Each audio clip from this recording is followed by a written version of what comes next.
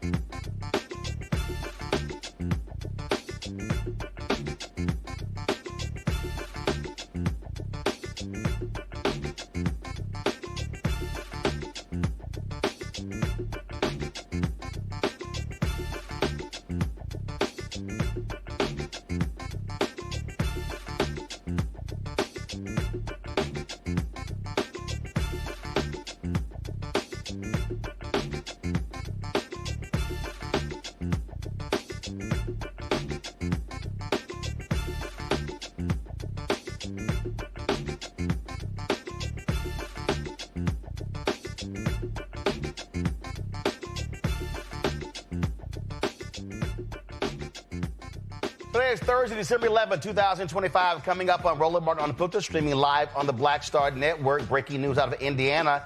Senate Republicans there refuse Donald Trump's request to redistrict.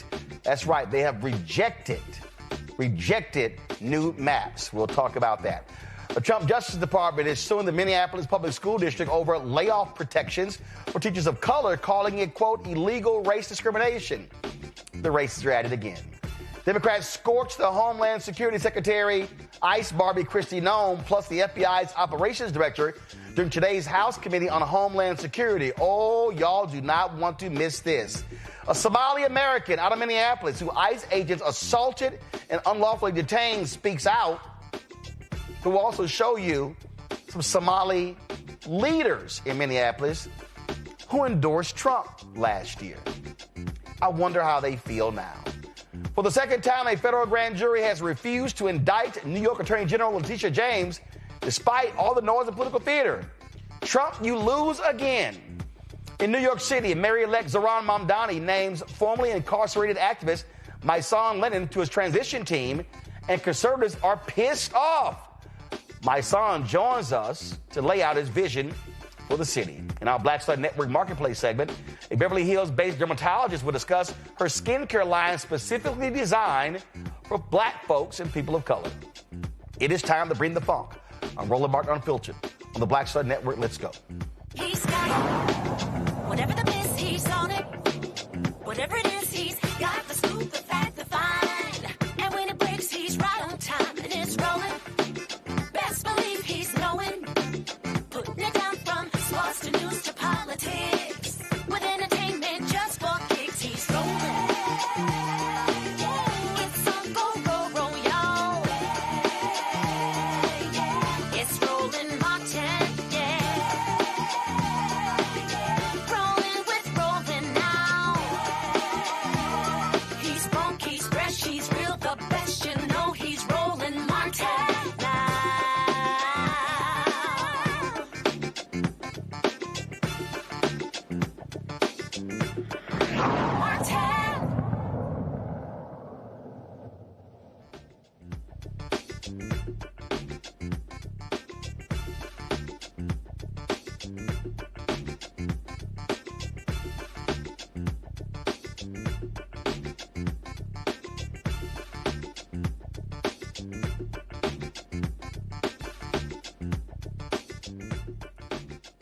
Folks, this is the front page of the Indianapolis Star website.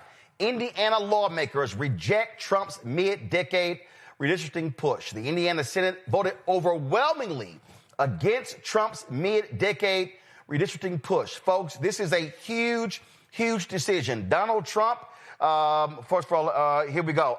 Carol, hit Congressman Carson right now. Y'all, we are live. Congressman Andre Carson, he is African-American there from Indianapolis. His seat was one of the two they were trying to get rid of, so he just hit me back. So hold on, y'all. Carol is calling you now. I told y'all, see, we don't play, so we go ahead and do this here. So I'm texting him right back. Okay, all right. So text him, Carol. If he ain't answering the phone, he might be in a committee hearing. So text him, and y'all work it out. So get him on the phone audio, get him on the phone video, FaceTime, Zoom, vMix, it don't matter. Let's make it happen. So y'all, here's the whole deal. Donald Trump has been pushing, not just pushing, he has been demanding, ordering all of these Republicans to redistrict. We saw what happened in Texas. They bended the knee, did what he wanted. Republicans did the exact same thing in Missouri, getting rid of the seat of Congressman Emanuel Cleaver. They've been doing the same thing in other states. Well, they have been putting lots of pressure. You might remember when Donald Trump called Minnesota Governor Tim Walz retarded, it was an Indiana state senator who has a special needs child who said, no, I'm not doing this. I'm not voting for those maps. These senators in there in Indiana have been getting death threats.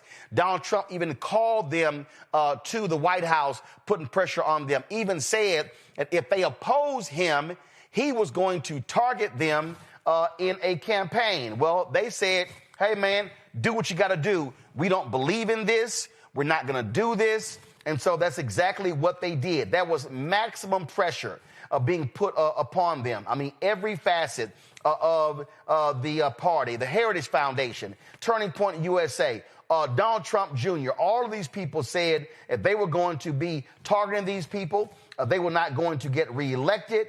They did not care. But Republicans in Indiana have stood up to the fascist Donald Trump.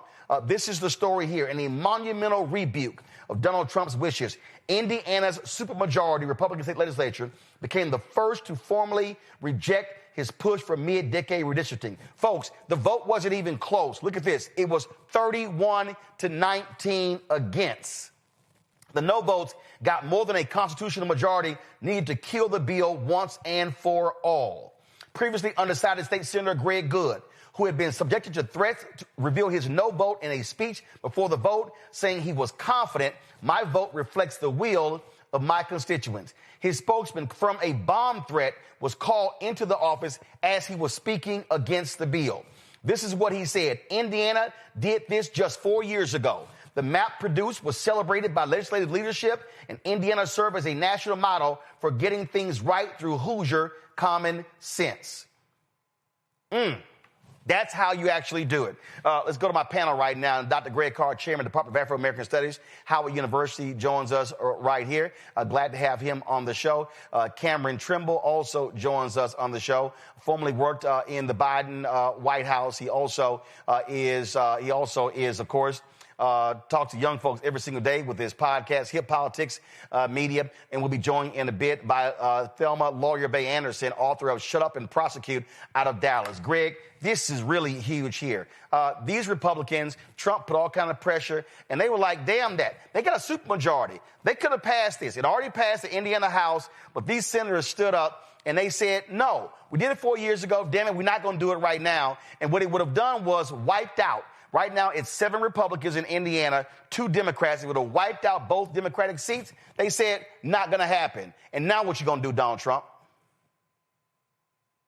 He's probably going to put pressure on the white nationalist governor, who says that it's not over. Let's be very clear. We give credit for people being human beings. The bar is so low, there is no bar. In fact, they didn't do this because it's in their political interest not to do it. Sure, the reporters are saying it would have been a 9-0 Republican sweep if they had gerrymandered, but that is not at all guaranteed.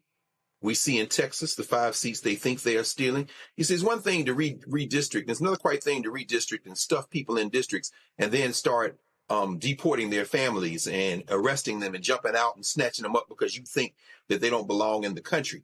Texas, those 5 seats are not guaranteed. We saw what happened in Miami. A white woman, La Gringa, as they call her in Miami, beat the tar out of the MAGA candidate in a heavily majority Hispanic area. Now, that isn't Indiana's makeup, but let's be clear. There are limits to gerrymandering. And I think that these folks in Indiana realize if we do this, number one, there's no guarantee that we will be able to go 9-0. And number two, with all this violence being put against us, it's not clear at all that we won't, that we won't be attacked anyway. So I think that's probably what we're facing. And I don't know that it's over. Heritage Action, dark money arm of the Heritage Foundation, saying that Trump is claiming he's going to strip all federal funding from the state. I think this is important, Roland. Yeah. I think it's important because they're testing the limits of the law at this point. And at this point, it probably should get all of us off the bench and into the game. Yeah. And listen, look, I say this all the time. If you do good, I'm going to talk about you. If you do bad, I'm going to talk about you. At the end of the day, I'm going to talk about you.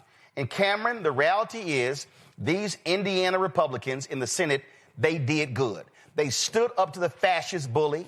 They stood up with all the threats. They were getting death threats, bomb threats, all sorts of different things. And here's the other thing. The voters in Indiana, they also were protesting saying, hey, we don't need this. So these senators were responding to the voters as well because they say, hey, Trump, you could call us out, but these are the folks who got to vote for us. This is from the Indy Star. This is some of what one of the state senators had to say. Friends, whether we realize it or not, whether we accept it or not, the forces that define this vitriolic political affairs in places outside of Indiana have been gradually and now very blatantly infiltrated the political affairs in Indiana. Misinformation, cruel social media posts, over-the-top pressure from within the State House and outside, threats of primaries, threats of violence, acts of violence. Friends, we're better than this, are we not? We can't allow ourselves to keep getting caught up in all of this noise. We have to redirect our focus on what really matters, I believe, to Hoosiers. The cost of living, the cost of doing business, the cost of health care, electricity, natural gas, additional tax relief, education, workforce development, job creation. These are the things I believe that we as state senators can truly influence. These are the issues that are on the minds of my constituents, are holding me accountable to take on. I'm going to conclude here in a way that I often conclude other speeches when I'm out and about in the district with the following phrase: the free world is counting on the United States of America. Friends, the United States of America is counting on the state of Indiana. Karen, here's the thing here. We are in the situation we're in because gutless, spineless Republicans in Washington, D.C. refuse to stand up to the twice impeached, criminally convicted con man in chief. He has run roughshod over them. He has just taken the authority of the legislative branch and assumed it for himself. And what you see right here is a state chamber saying enough is enough. You don't get to tell us what to do in our state. We are elected in our state. It's unfortunate that the cowards, the Republican cowards in Texas, didn't do this. That the Republican cowards in Missouri did not do this. That you right now have cowards, Republicans in Florida, who are looking to do this. Republican cowards in Ohio who are looking to do this. Somebody has to stand up to this thug and say, hey, we can't say we like small government or local control, and then you want to tell us what to do because you want to see changes.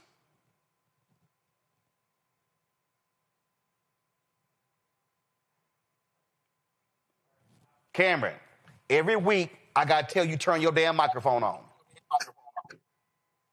Now, I don't know how you could come on here talking about you a Gen Z, millennial, and you all in the tech, and your mic is never working. Can you not hear me? Now we can hear you because you turned your damn mic on. My mic has been on, Roland. No, it wasn't. All right. Well, as I mentioned, like I said, my folks. As you mentioned, as we can now hear. As we can now hear, my folks live in Indianapolis and have been Hoosiers for almost a decade, right in Andre Conscience District, and I've worked a lot in that state. Hoosiers are a proud people. Hoosiers are, I would say, a fiercely independent folks, and what is happening, and I think will hopefully reverberates around the country, is that these state senators, these state legislatures that are getting this pressure from Donald Trump realize, hey, I still have to get elected.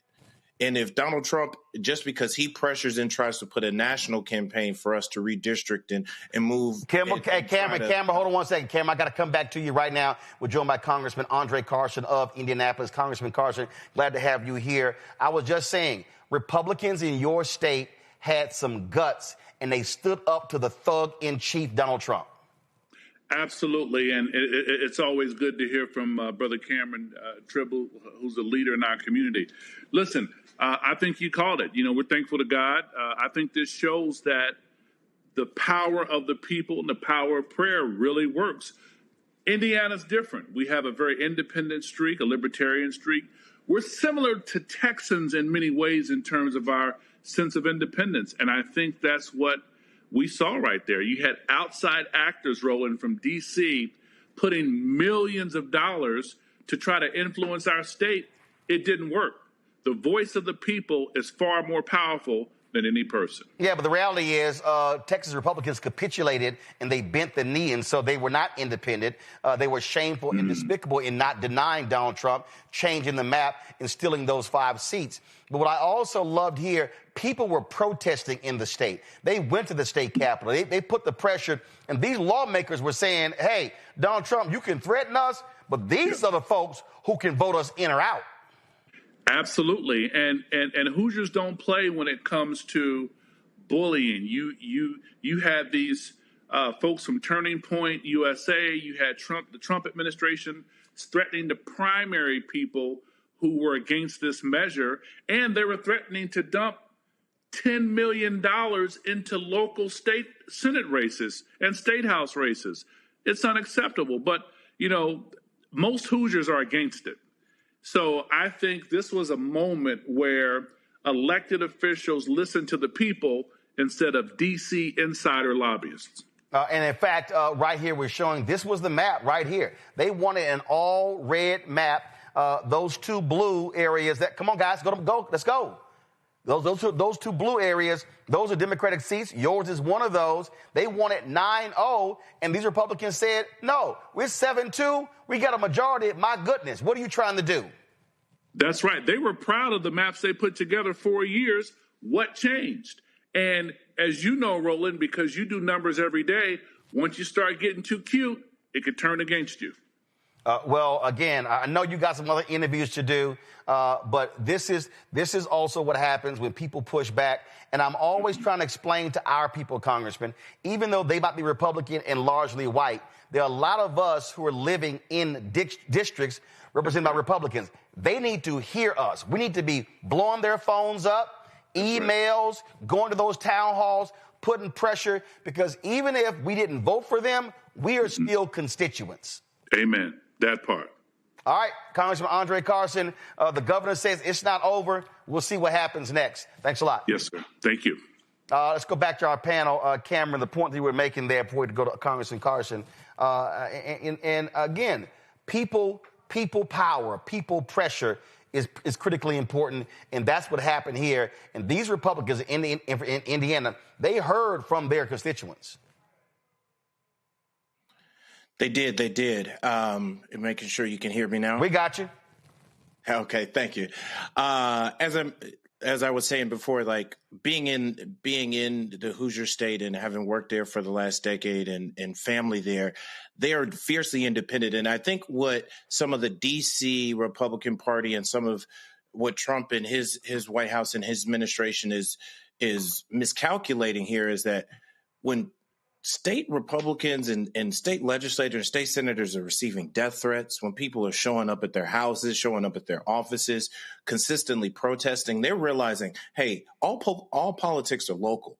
I've got to get elected next year. And not only is my seat in jeopardy, my safety's in jeopardy.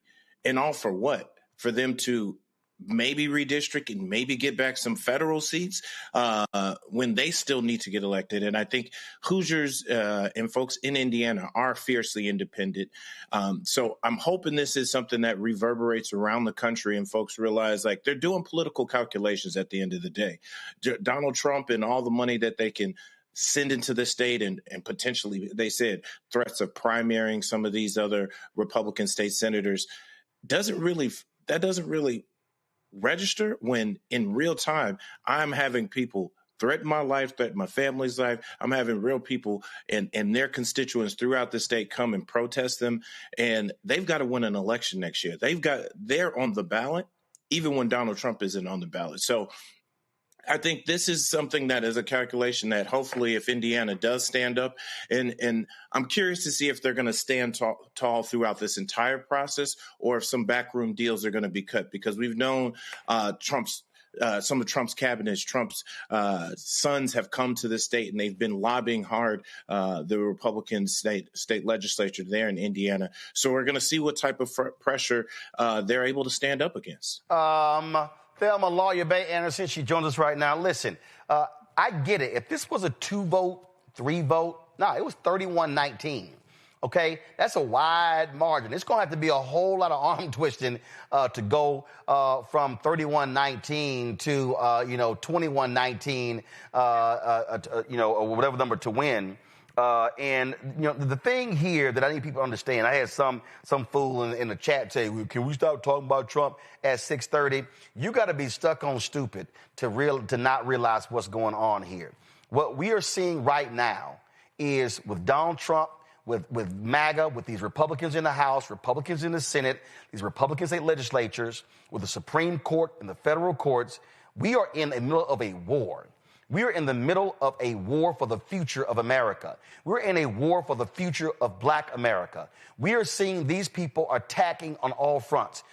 80% of Project 2025 has already been put in place. The Heritage Foundation is now working on a Project 2026. I keep telling folk, you can't just be sitting here commenting on bullshit in the YouTube chat. without realizing that we are in a war, and this requires people to be on the battlefield, and we've got to be educating people on what's going on. So I'm not really interested.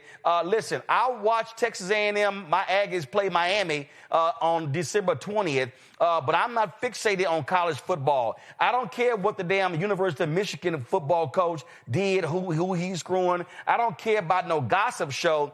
What we're talking about right here are life and death matters that impact our children's children, and black folks had better wake the hell up.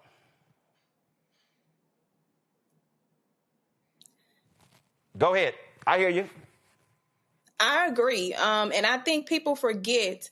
I want to take it back to 2016 when Trump started to put this plan where we're seeing right now into place.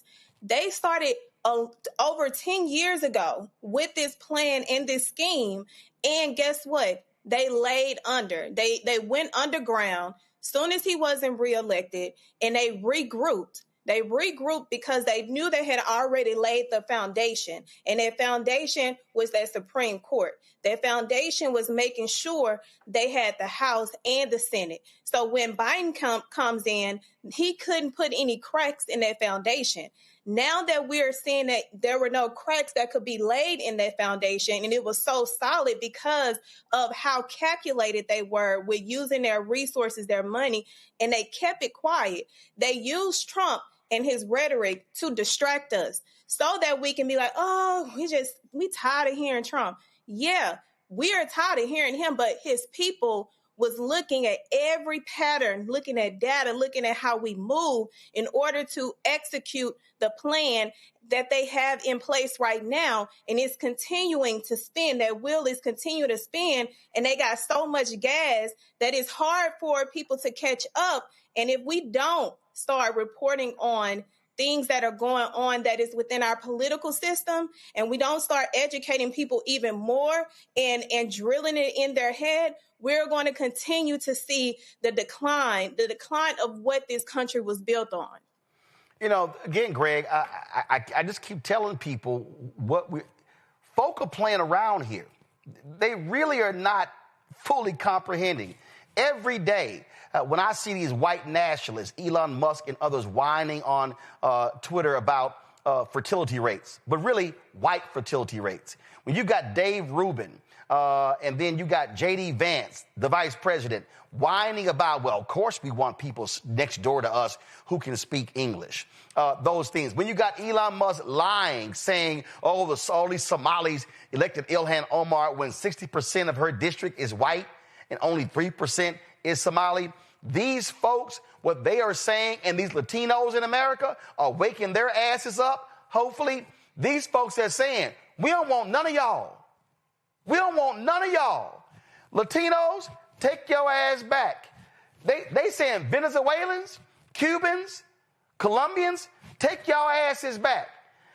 Trump stood at a rally and said, can we get a few from Denmark, from Sweden? They are openly saying we only want blonde-haired, blue-eyed white folks in this country. And guess what, Greg? All of these African immigrants, they don't want y'all ass either. No, now's the time to be clear. At your home state, 60% non-white. Here's a bulletin to white people. You should get with our common humanity or get rolled over. It's over. Not just the last 60 years of you trying to repeal the civil rights era. Not just the past 160 years as you trying to roll back what's left of Reconstruction with the 13th, 14th, and 15th Amendment. This is the end of your settler colonial project, friends. It was born in sin and it's going to die in something that smells a lot different than that bullshit y'all been putting down for now 250 years. Indiana, that bozo won the state of Indiana in 2024, 58%. They wanted 100% representation. And to do it, they tried to carve up Brother Carson's district, as you say, into split it four ways. Tried to do to Indianapolis what they did to my hometown of Nashville. But people are waking up, as you said. If they had gone through with this, Congressman Carson's district would have gone from favoring Kamala Harris by 40 points in the election last year to going to Trump by 20 points, because they would have strung him out all the way through the state of Indiana. Similarly, we would have seen something similar in the northwest corner of Indiana around Gary and that place. They would have stripped that congressman out and had him split about 8 ways going toward the borders of other states. But here's the issue. And this picks up exactly to what Thelma was saying. Thelma was saying, the maps are being drawn here in D.C. The National Republican Redistricting Trust, according to Ari Berman, in today's Mother Jones, he just broke the news. And I know you've had Ari on many times. Knowing your Rolodex, you might have him on before the end of the show again. But, Berman is on this tight. And he's like, they really are trying to destroy what's left of American democracy and trying to rig this election. But I think what it comes down to, though, is this. If the state of Indiana was only 58% to Trump, and you try to go 100%, these legislators can count. And in counting, they realize that there are going to be limits to this. And in addition, what do you always say, Roland? If we vote our numbers, we win. Yep. If we turn out and everybody else turns out and a handful of white people turn out, a lot of those Indiana legislators might not be in their seats. Here's the thing right here that jumps out at me, Cameron. And I can't stand, oh my God, I cannot stand weak-ass progressives. Sam Stein, nice reporter, nice guy, with the Bulwark, used to be with some other folk, Daily Beast and others. Here's what he tweeted. He said, gonna throw this out there. If Indiana Senate votes this down, Pritzker, who is the governor of Illinois, should announce he's taking redistricting off the table. I responded, hell no. If I'm Pritzker, first of all, I ain't taking nothing off. If Florida backs down, if Ohio backs down, and any other Republican state back down, if I'm Pritzker, I'll say, I'll think about it. But I'm down with Virginia saying, we're going to do a 10-1 map. See, this right here is the problem with Democrats / liberals / progressives. They want to go, oh, no, we going back. Hell no. No, you drive their asses into the ground. It's like in football. No. You don't just block them. You want an offensive lineman with a pancake block. You want them laying on their backs and they can't get up. You got to teach the right a lesson. And that's my problem with too many punk-ass, weak-ass Democrats / progressives / liberals. They don't know how to flatten folks' asses. You teach them a lesson. That's what you do. They've got to keep the pedal to the metal. They've got to keep the pressure on. Because if you back off just because Indiana backs off, to your point, Florida, Missouri, Ohio, the math ain't mathing. And so while I think some in the party and some on the progressive side are trying to see this as a 1-to-1, I don't think that sentiment is throughout the entire party. I think Pritzker has the right notion. Gavin Newsom has the right notion. Any of these other states that are democratically controlled have the right notion. We have to keep that pressure on well into next year, because the moment we ease up off the gas, and the moment we say, you know what, all right, we're not thinking about redistricting. If you don't think they might call a special session to try to ran through some new district maps to win at the last moment, we haven't been watching.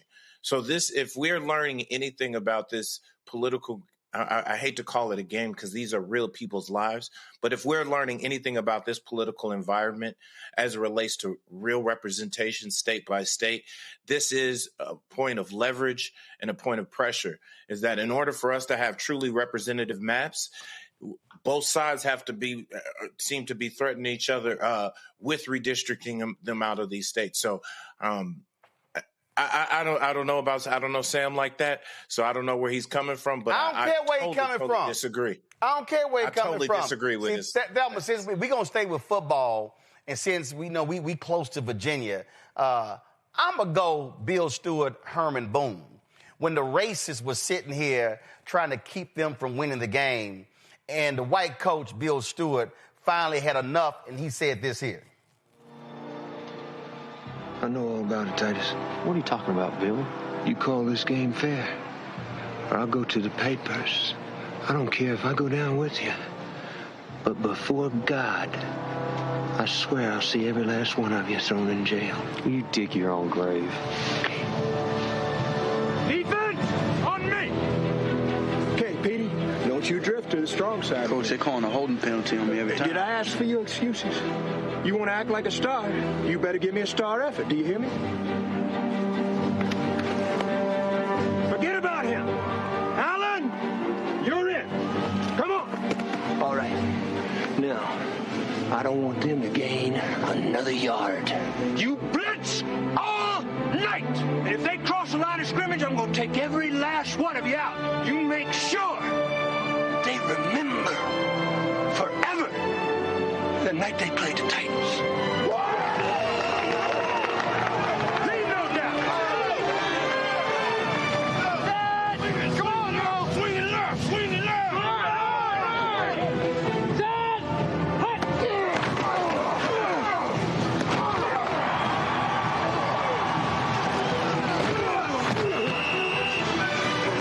You better make yourself comfortable down there. Real comfortable.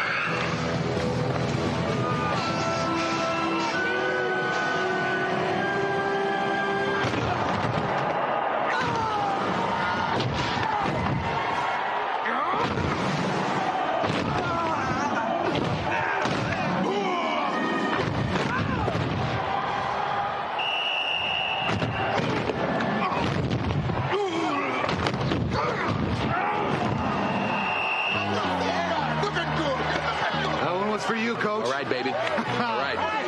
You brought us here, Coach. Run it up, Herman. Leave no doubt.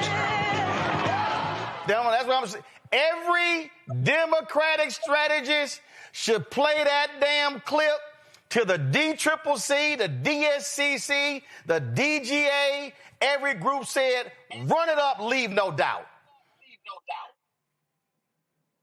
No. Listen, no. They have to.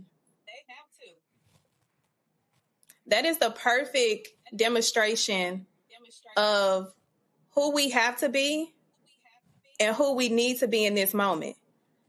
So if they don't understand the significance and the urgency of keeping your foot on their fucking neck, they should be begging for oxygen. They should be begging for you to stop. They should be begging for you to get up. If they are not doing that, you are not going hard enough. You're not going deep enough. You're not piercing their organs so that they can stop.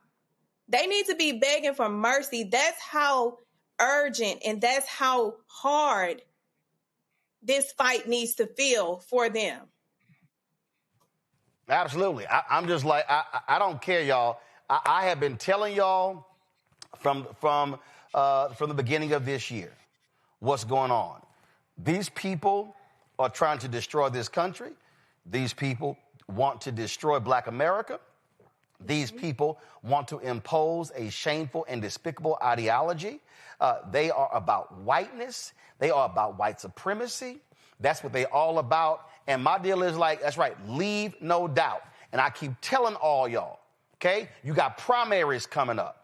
It was a whole bunch of y'all. Y'all know, y'all were after Kamala Harris, after she lost, and folks were like all despondent. And 2 days later, like y'all were like, roll, you moved on. Yes, because she lost. I dealt with it.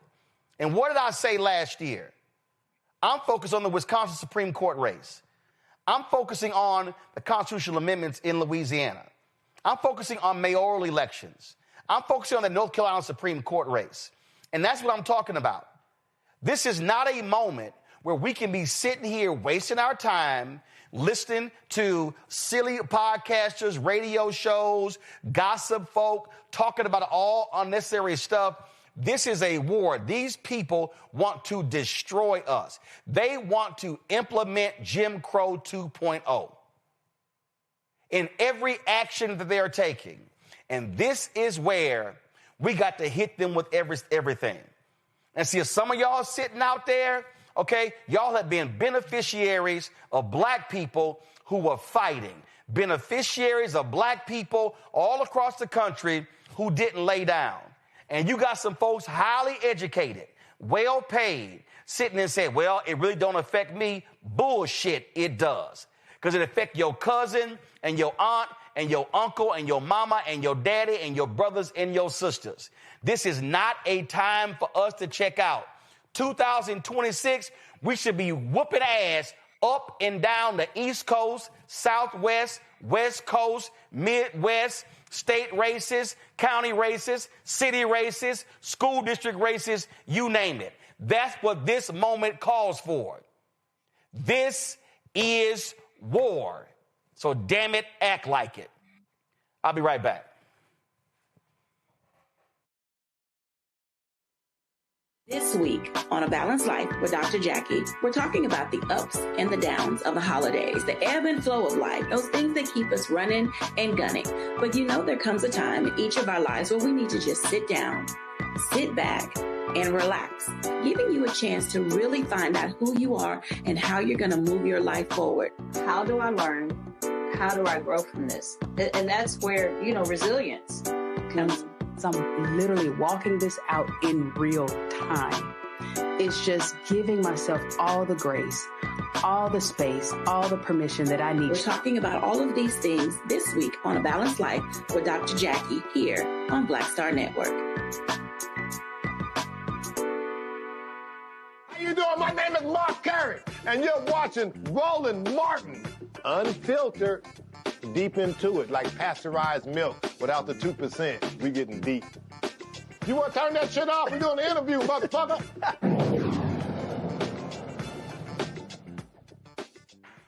Donald Trump's racist Justice Department lost again. For the second time, a federal grand jury said, hell no, we ain't indicting New York Attorney General Letitia James. This grand jury, like the one last week, did not find sufficient evidence to support the charges of bank fraud and making false statements. Additionally, on November 24th, a federal judge ruled that acting U.S. Attorney Lindsay Halligan, grossly unqualified, was unlawfully appointed, leading to the voiding of her indictment. These folks, Thelma, they like losing, and they are embarrassing themselves, and she just laughing like, what y'all got now? That's the black woman.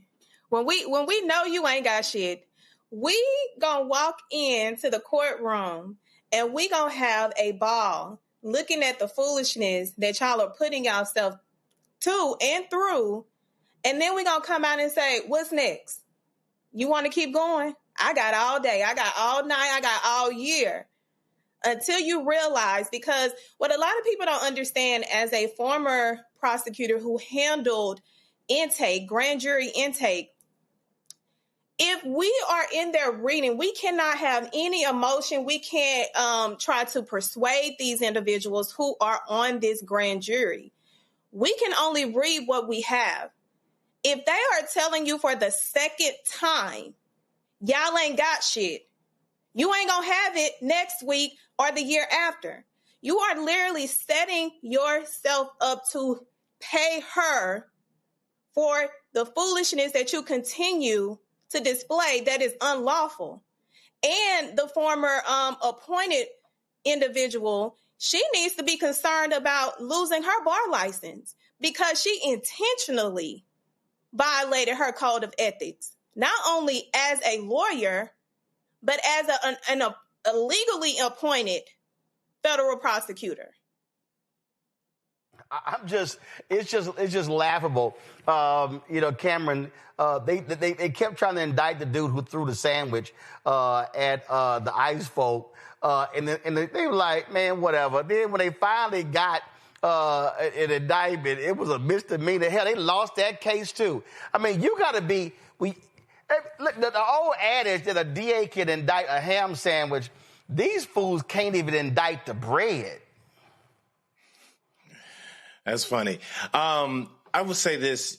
I think we're starting to see some of the checks, hopefully what we see in our system as the checks and balances here, in that there is still an intimidation factor among so many that they think that the Justice Department is going to bring them up on charges. but Donald Trump and his cronies are starting to see the limits of those powers. So I love the fact that Letitia James, again, walked out unbothered through this.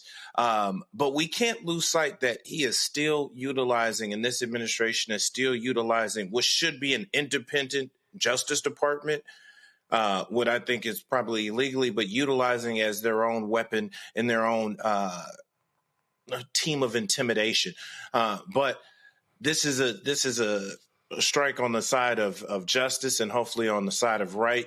But what I am hoping is that folks are paying attention to this, and this is giving the larger ecosystem more cojones and more bravado to be able to stand up against Donald Trump. Because for the first half of this year, he was threatening indictment after indictment after indictment against sitting members of Congress, mayors, and anybody who came against him. And this is showing that he doesn't have just unchecked, unlimited power. Absolutely. And the thing here, Greg, that I just keep trying to explain to people, listen, they control the White House for the next 3 years. They don't have to control the Senate and the House for the next 3 years. And what people need to understand, House and Senate Republicans are letting these fools run roughshod.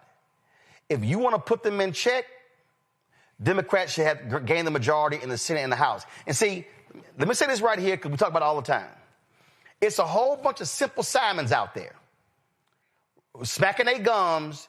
Democrats don't owe you. I just saw a tweet from Butch Ware with the Green Party sitting here just, running his mouth about this, that, and the other, and then Democrats this. This ain't a Democrat conversation. This ain't no Republican conversation. This is an American, Black American conversation.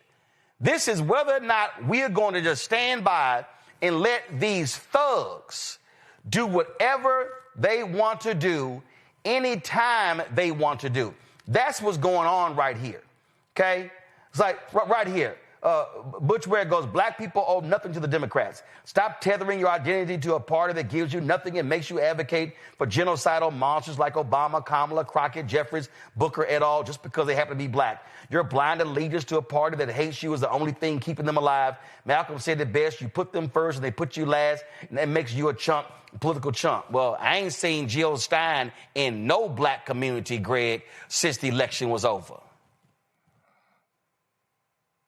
Yeah, I'm trying to measure my words here because I understand what Brother Ware is saying. Philosophically, I don't disagree. I think it's, unfortunately, I'm going to stop short of calling it simple-minded. These are ideologues. Fortunately, nobody's listening to them. And it's really sad. They're applying a broad-edged ideological argument in an environment that really it doesn't apply to. What you said a moment ago is the response. Mr. Ware, I hope you have some health care, some nominal health care, a job with some benefits, or maybe even a job at all with a living wage. I doubt that you do. We need full structured revolution in this country, but it's not coming today. And I think what we have is a difference of opinion over harm reduction. I keep saying this over and over again. I've been excoriated by these folks, but since I don't feel that stick, I kind of enjoy it. They will say, well, this system's got to fall before so it can be reconstructed. You don't understand the basic history of the United States of America. And those 2 or 3 lines of Frantz Fanon you read and combined with a couple of lines from somewhere else just don't translate into the real world. Meanwhile, the white nationalists are very clear about this. We don't know, of course, because grand jury proceedings are sealed. We don't know. But, and they're conducted in private, at least. I shouldn't say sealed, but conducted in private. But somebody familiar with the matter told New York Times that Roger Keller probably brought the case to the grand jury that failed today. He's out of Missouri. He's a white nationalist. He likes to wear MAGA hats outside of work, according to the St. Louis Press. And he's part of a MAGA crew out of Missouri that has been consistent. Will Scarf, who was a former assistant U.S. attorney in St. Louis, is currently Trump's staff secretary, and he leads the National Planning Commission. that reviews federal construction projects because they're going to push this damn ballroom that they're now saying is going to be twice as big as what he said it was going to be. The former Missouri Attorney General, Andrew Bailey. This fall, they promoted him to co-deputy director of the FBI. The former Missouri Solicitor General, John Sauer, is now the U.S. Solicitor General. And of course, Ed Martin, who was once the head of the Missouri Republican Party, was briefly the interim U.S. Attorney for the District of Columbia. So they brought a hired gun in, but when you go through his cases, he don't prosecute civil criminal cases. He prosecutes civil cases. They will do anything. And finally, it comes to this. Brother Ware and all the radicals, I get you philosophically. Your politics are trash. I understand, though, your politics, your attempt. Fortunately, nobody's listening to you. The Democratic Party has people in it who aren't listening to the so-called centrist or soft white nationalist Democrats either. Jasmine Crockett's not listening to them. Zohran Mamdani is not listening to them. Afton Ben did not listen to them. The people in Virginia are not listening to them at the local level, and they're going to drag those people along with that crew, or they're not. So for Butch Ware to lump all the Democrats together, and even to put Jasmine Crockett in there, I understand Palestine, baby. Because I'm against genocide everywhere. Palestine, Congo, invading Venezuela. I'm against all of it. We should all be against all of it. But don't mistake standing for our common humanity with the white nationalist project that's trying to run over you, your mama, your grandmama, your auntie, your brother, and all them because you're willing to throw them in the street to win a damn ideological argument. You need to grow up. Thelma, I'm very clear on what we're facing. I tell people all the time that when I am looking at politics, let me just go ahead and go to football. 12 teams made the college football playoffs. Now, on December 20th, when my Aggies play Miami, if somebody else is going, that should have been Texas. That should have been Notre Dame.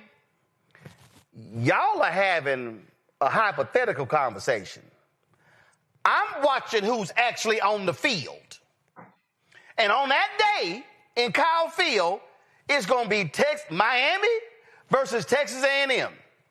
Not no hypothetical if Notre Dame made it, if Texas made it, if somebody else made it. I have to make an assessment on who's on the field. And what I see right now on the field, Republicans barely control the U.S. House. They control the U.S. Senate. I'm seeing the Republicans today blocking the extension of the Affordable Care Act payments. I'm seeing all this happen.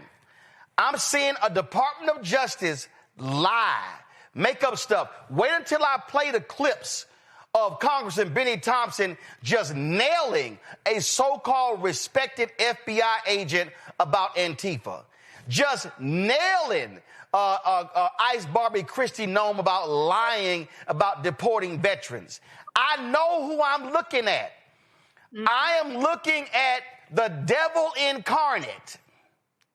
Come on. In living, being embodied as the Republican Party in 2025. This is not the radical Republicans after the Civil War.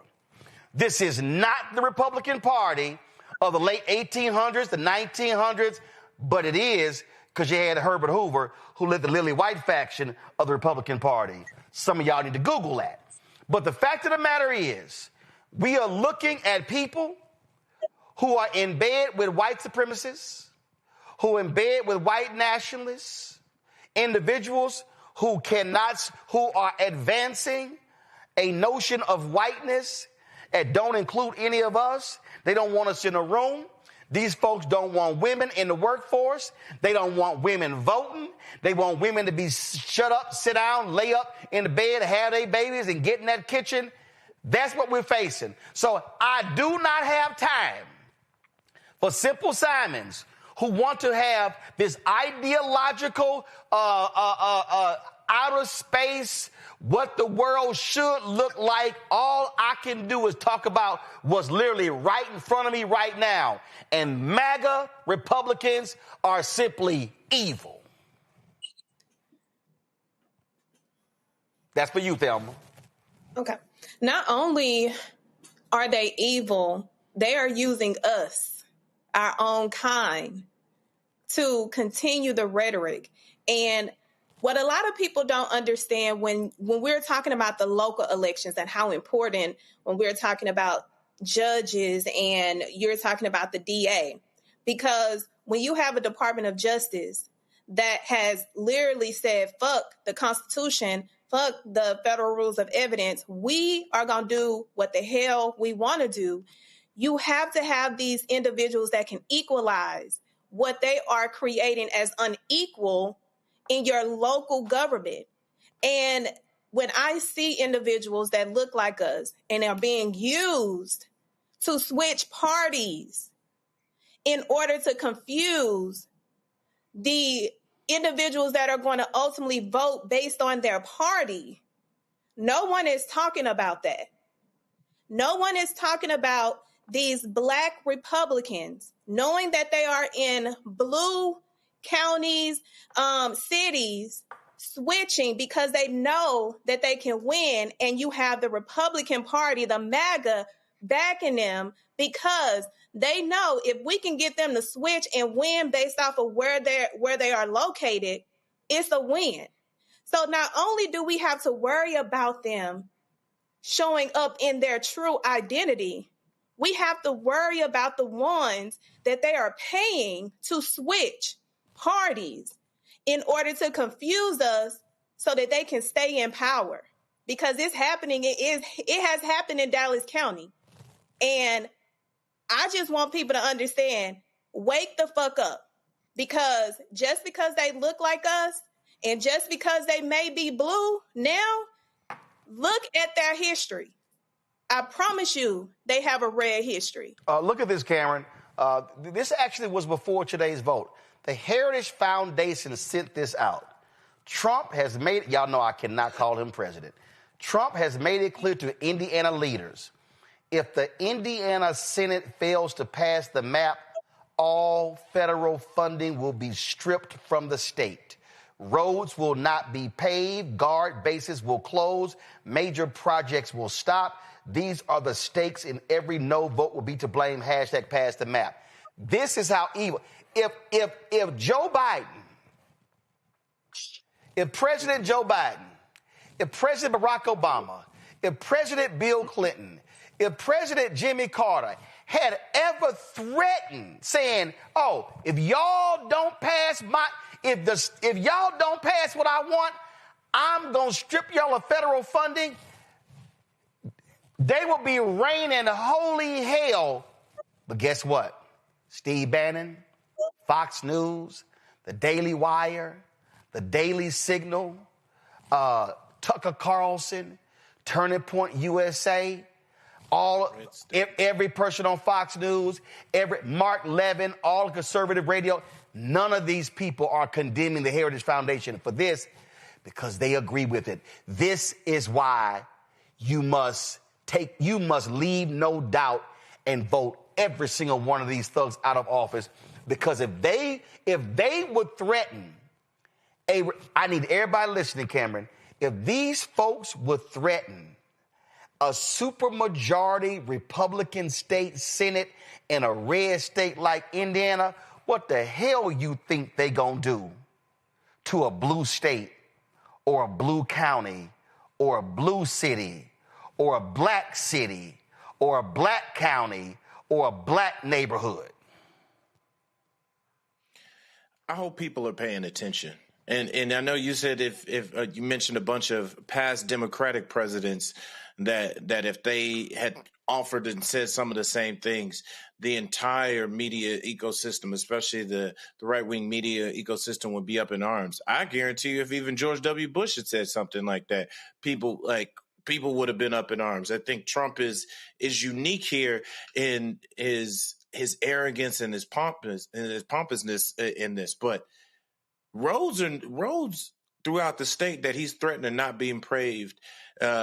These projects and these infrastructure projects in the federal funding, the school projects, this affects everybody in Indiana. So I'm really hoping that if Indiana voters and voters around the country are waking up that if the president of the United States is threatening to take away funding, this doesn't just hurt, Democrats. This doesn't just hurt independents. This doesn't just hurt black people. This doesn't just hurt Latinos. This hurts the entire states.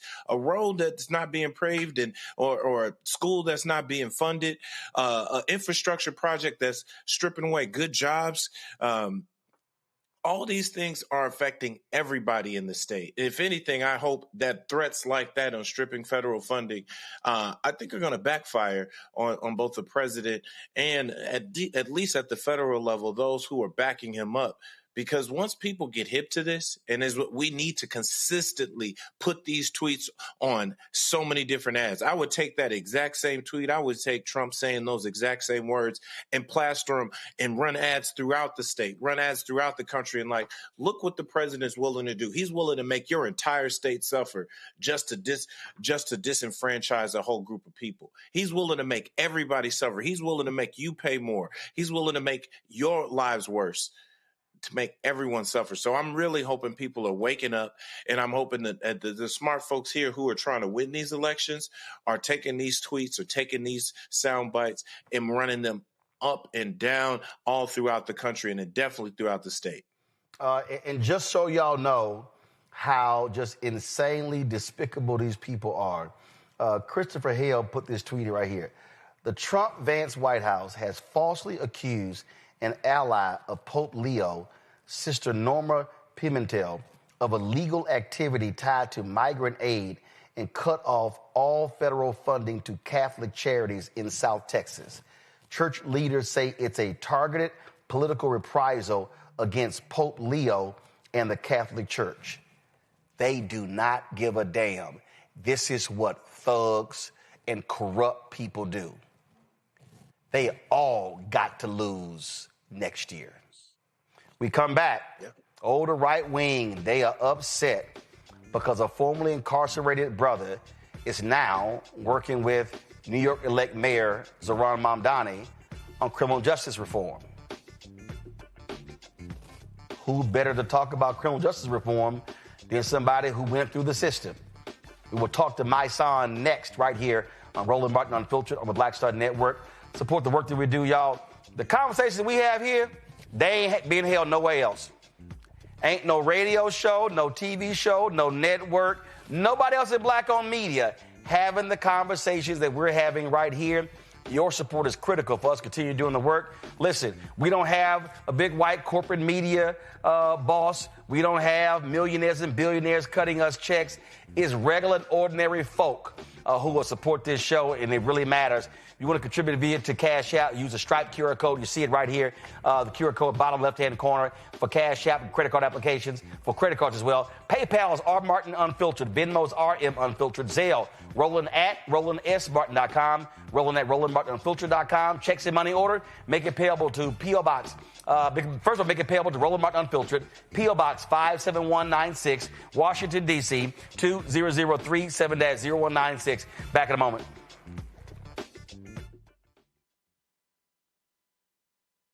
Next on the Black Table with me, Greg Carr. America is being reshaped in real time by a group of 6 people, unelected and without any checks and balances. By the end of the current Supreme Court session, education, the workplace, who gets to elect our leaders, and so much more could radically change. This week, we reconvene our legal roundtable and look at what the new America may look like and how we should respond.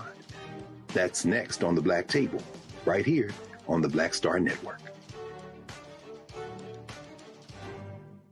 This week on the other side of change. Book bans, anti-intellectualism, and Trump's continued war on wisdom. This is a coordinated backlash to progress. At the end of the day, conservatives realized that they couldn't win a debate on facts. They started using our language against us, right? Remember when we were all woke and the woke movement and all that kind of stuff? Now everything is anti-woke, right? When we were talking about including diversity, equity, inclusion, higher education, now it's anti-DEI. All this are efforts to suppress the truth because truth empowers people. You're watching The Other Side of Change only on the Black Star Network. If in this country right now, you have people get up in the morning and the only thing they can think about is how many people they can hurt, and they got the power That's the time for mourning. For better or worse, what makes America special, it's that legal system that's supposed to protect minorities from the tyranny of the majority. We are at a point of a moral emergency. We must raise a voice of outrage. We must raise a voice of compassion. And we must raise a voice of unity. We are not in a crisis of party versus party. We are in a crisis of civilization, a human rights crisis, and a crisis of democracy itself. And guess what? You've been chosen to make sure that those that would destroy, those that would hate, don't have the final say, and they don't ultimately win. Hey, I'm Tasha Cobbs, and you are watching Roland Martin Unfiltered. But I need a little filter. I need something. Blow me out. Make me look 35.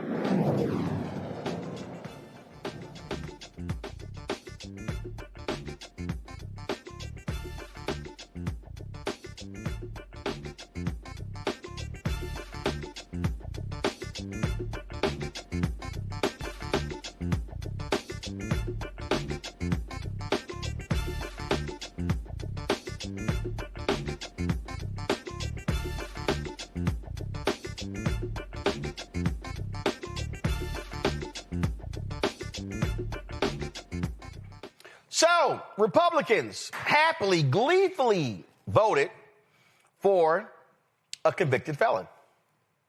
Now they mad because a formerly incarcerated brother is part of the criminal justice plan committee, whatever you want to call it, for New York City Mayor-elect Zohran Mamdani. Now, I'm confused. I'm confused. Why would you be mad that Mysonne, a former Def Jam rapper who served 7 years in the state prison for 2 Bronx taxi robberies in the 90s, has been appointed to Mamdani's Transition Criminal Legal System Committee? Mamdani explained to reporters why he chose Mysonne to be a part of his team. We put together a team of more than 400 New Yorkers who are on 17 different committees, and these are New Yorkers who bring with them both a fluency of the policies and politics of the city, the places that they've succeeded, the places that they've failed. And we will take all of their experiences and their analysis into account as we build a city for each and every person. Pretty simple. Mysonne joins us right now. Glad to have you on the show, bro. Thank you for having me, man. How are you? This is beyond laughable. To me, this is very basic. If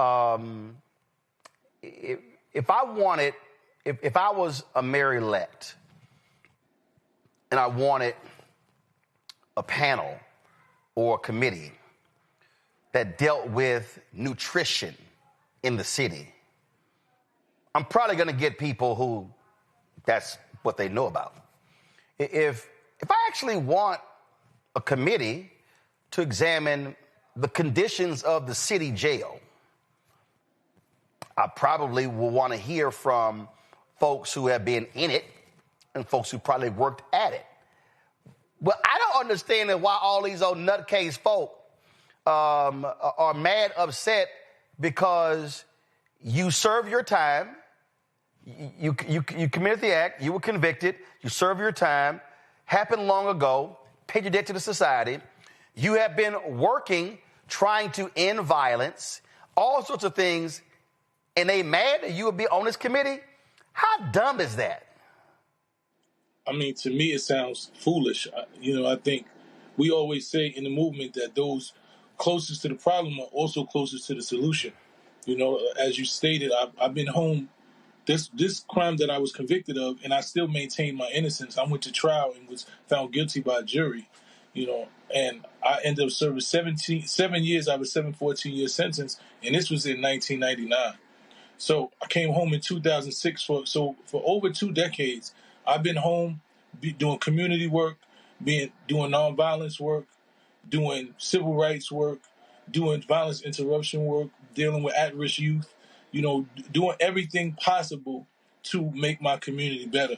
So when we have these conversations about why someone who is formerly incarcerated is at the table, someone who went through the Department of quote-unquote corrections, who went through a rehabilitation stage, as that's what they say the system is supposed to do. So why would we not want people who reacclimate into society to be productive members, especially when the track record of the last 20 years of my life has shown that I'm a productive member of society, and I represent and have an expertise in the field of criminal justice.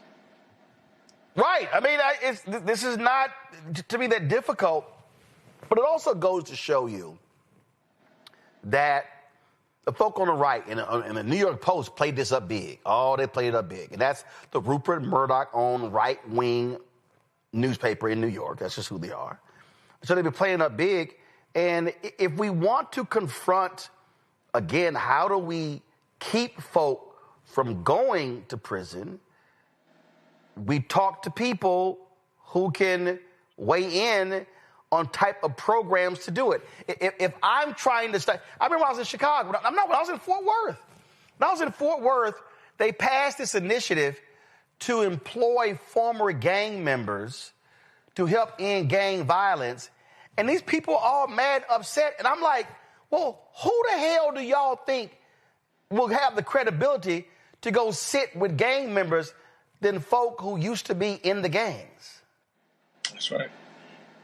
There's a level of expertise in everything. Unfortunately, there are a lot of returning citizens and people who are justice impacted that actually committed crimes, but they pay their debt to society. And I think it's hypocritical to say that you want someone to be rehabilitated and that you want them to pay for what it is that they done, and then they paid for what they done, and then they come home and they're on the right track, and you make it seem that they no longer can be a productive member of society.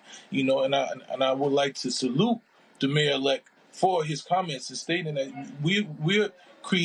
he created a committee of over 400 people, and it's people from all walks of life, different lived life experiences, some who are incarcerated, some who've been on the other side of the criminal justice system, and we all sit around and we come up with ideas, and we come up what policy is going to work best.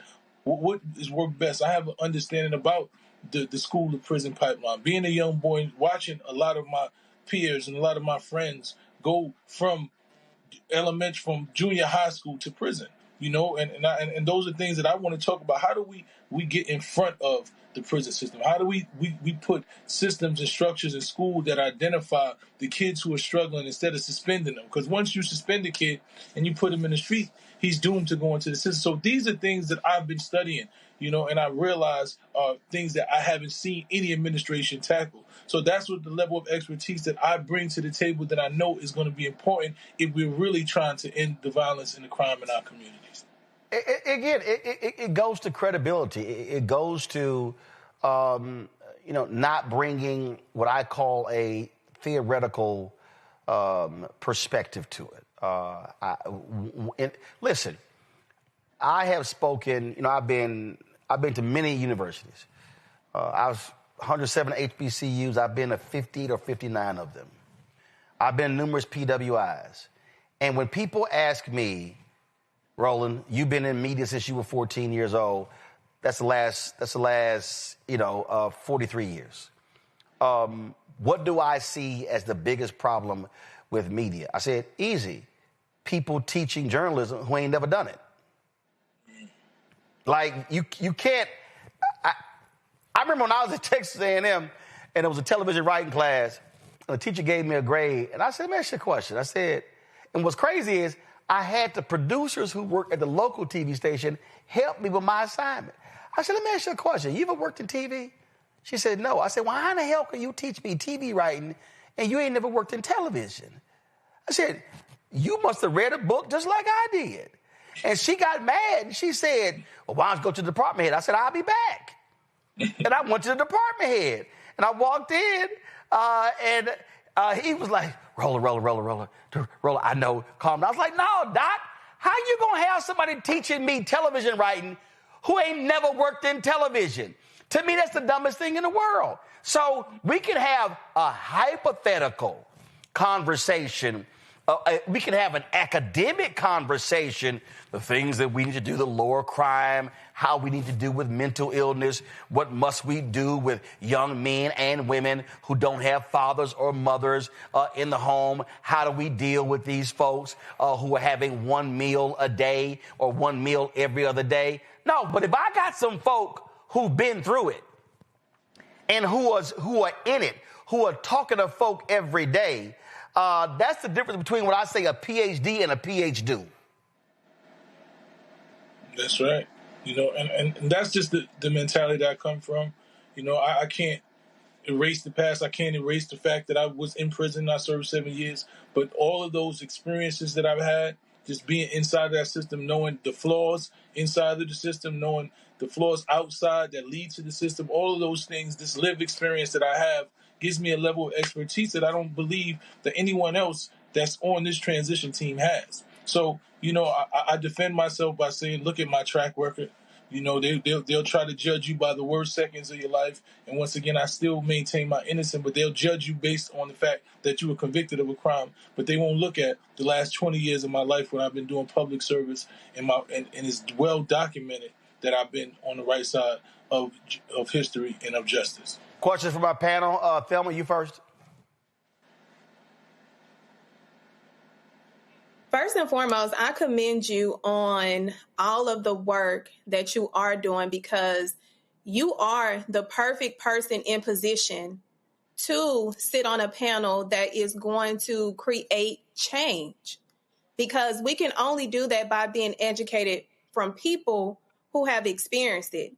Because if we don't, we're going to still continue to see people who are not educated on what they're doing that lands them into situations wrongfully and under their own accord.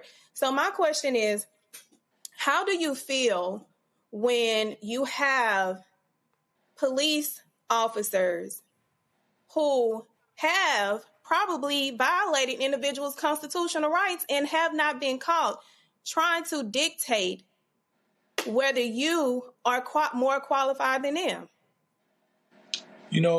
I'm not a police officer. I don't know what the training is. I've never been through the police training.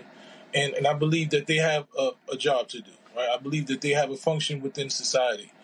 But they don't understand which function on the opposite side of the aisle for those who are justice impacted, who have served time, who have to go through the justice system and see the flaws and see how a lot of our youth are being overcharged and over incarcerated and given way too much time. They don't see all of those things until some of them actually fall and they find themselves on the opposite side. And then I've heard them say, wow, I didn't know all of that was happening. So what I would say to people that have that mentality, officer, you have to do your job. And the work that we've been doing in the CMS and the Credible Messengers organizations and what we've been doing in my organization, Until Freedom, at rewriting legislation for criminal justice, making it safer for the community, giving inmates and convicted individuals humanity, giving them actual opportunity to come home and be successful. It just makes no sense to me. As a police officer, why would you not want to understand the person that's inside of the system so that you can try to limit those people from going in the system to make your job easier? I think the thing we should be doing is those on the opposite side of the law, sitting down, having conversations and utilizing both of our lived experience, both of our knowledge and our wisdom and our expertise to come up with the best plan for our criminal justice system. Cameron. Good to see you again, brother, my son. Peace, King, peace. Route 100 last met. Again, thank you for all the work you've been doing in both in the community and on social and through your podcast and through media. I think you really have a full 360 approach on how you're reaching multiple generations. My question here, and I think you have a unique opportunity to bring in the hip hop generation and the hip hop community into government, especially with the mayor-elect Mamdani kind of represents to so many different people. And I think, how do you plan to maybe serve as a bridge to the larger hip hop community? Because I think as we move into these next several elections, a lot of folks, both not just rappers themselves, but people in the industry and all the folks that they influence don't see themselves or don't see an opportunity for themselves in the political system. They say no matter what the mayor, some of these same laws and how the police are treating them and some of these same issues are still arising. But I think you being on the inside, or you working with the mayor and working with his administration, both from transition and in governing, has such a unique opportunity to be a bridge to so many more influential, I won't just say the community and the fans, but also the artists through New York. Because, New York has it's the home of hip hop, and it has such a rich hip hop history. And there's so many different artists and folks in hip hop that are kind of at every level. So I'm really excited about what you could potentially do there.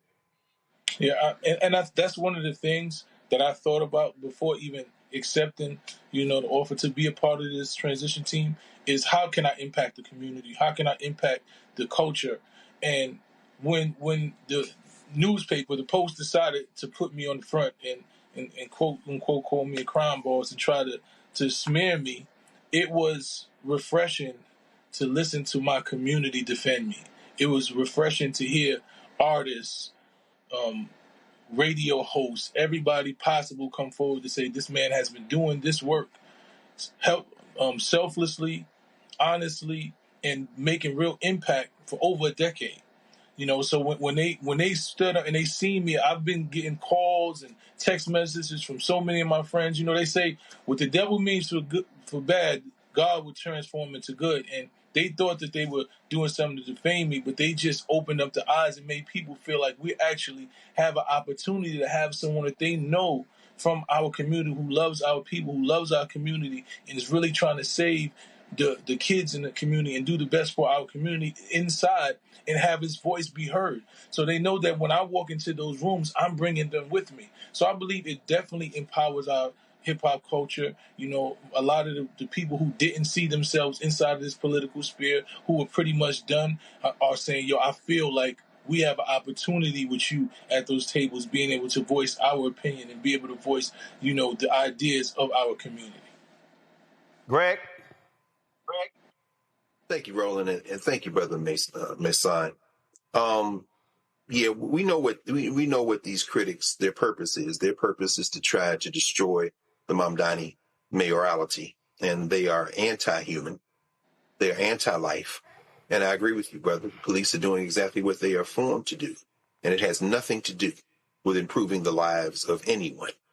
So that having been said, I think we can set aside the retired chief of department for the NYPD talking to the New York Post. It's doing what it needs to do, which is, of course, expressing its dying white nationalist philosophy.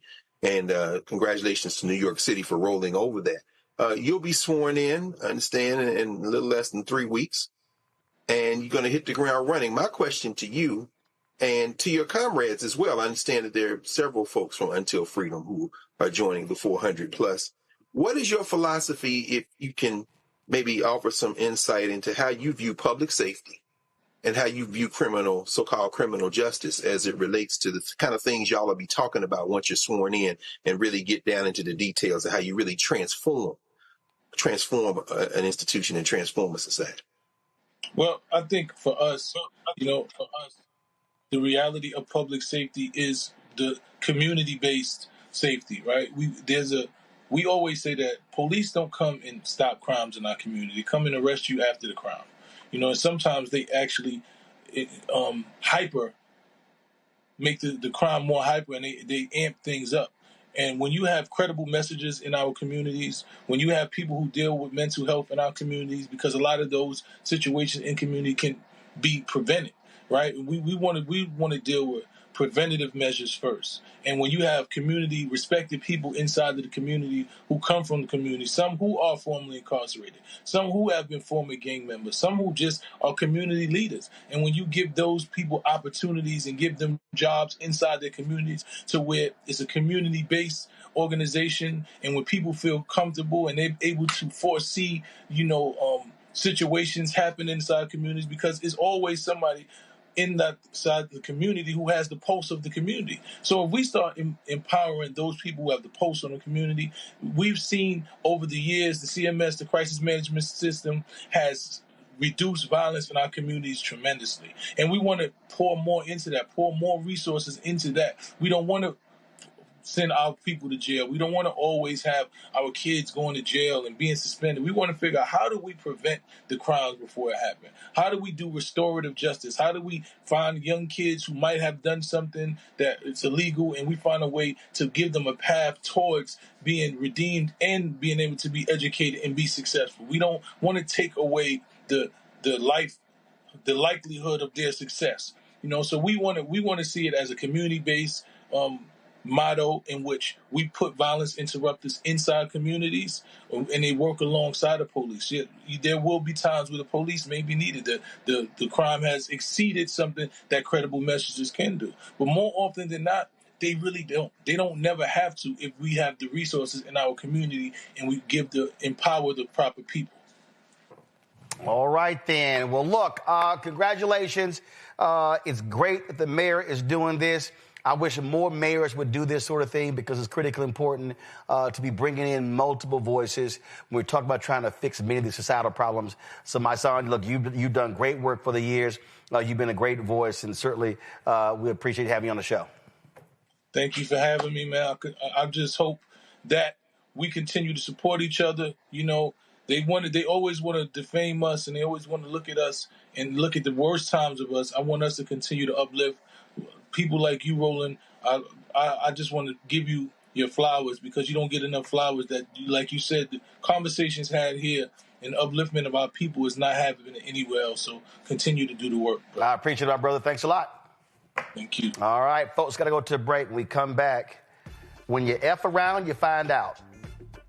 And Somalis in Minneapolis are finding out. Wait till I show you. One man described how he was attacked by ICE. We're going to also show you an endorsement that Somali leaders gave Trump just last year. You're watching Roland Martin Unfiltered on the Black Star Network. They said the quiet part out loud. Black votes are a threat, so they erased them. After the Supreme Court gutted the Voting Rights Act in 2013, Republican legislatures moved fast. New voter ID laws, polling place shutdowns, purges of black voters from the rolls. Trump's Justice Department didn't stop it. They joined in. In 2018, his DOJ backed Ohio's voter purge system, a scheme that disproportionately erased black voters. Their goal, erase black votes and political power. Yeah, that happened. These are the kinds of stories that we cover every day on Roland Martin Unfiltered. Subscribe on YouTube and download the Black Star Network app. Support fact-based independent journalism that centers African Americans and the issues that matter to our community.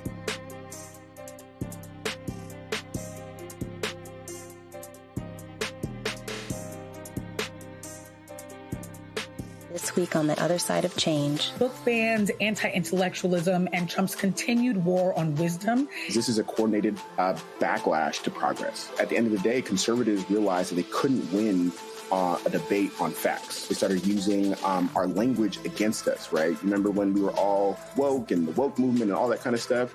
Now everything is anti-woke, right? When we were talking about including diversity, equity, inclusion in higher education, now it's anti-DEI. All this are efforts to suppress the truth because truth empowers people. You're watching The Other Side of Change only on the Black Star Network. It's your boy Earthquake, giving Roland Martin something to do, because he don't know what to do. He from Texas. Ain't his fault.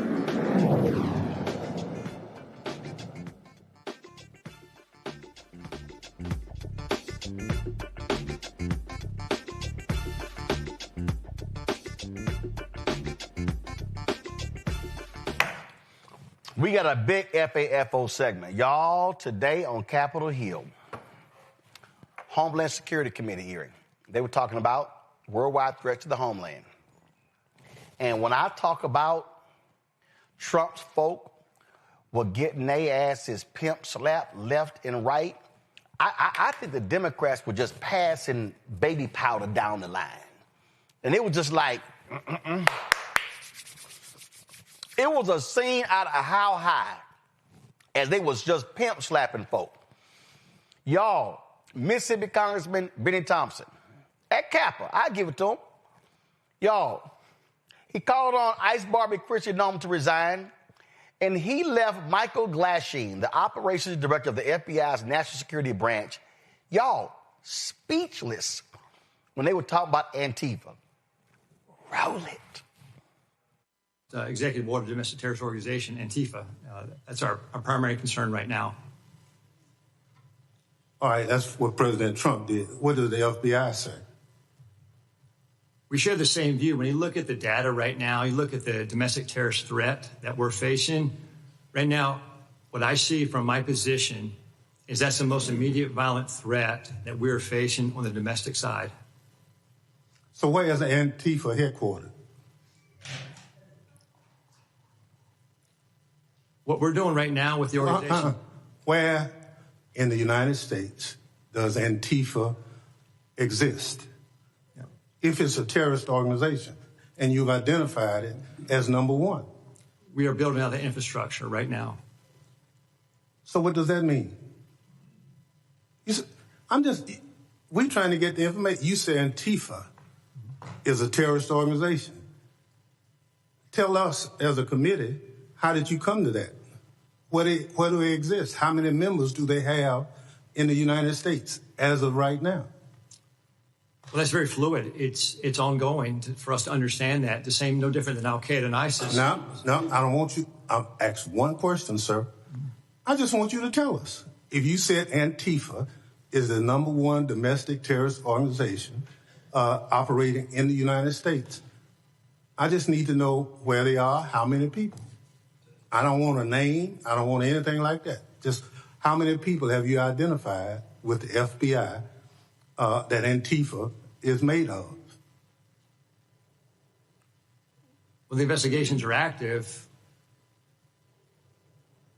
Sir, you wouldn't come to this committee and say something you can't prove. I know. I know you wouldn't do that.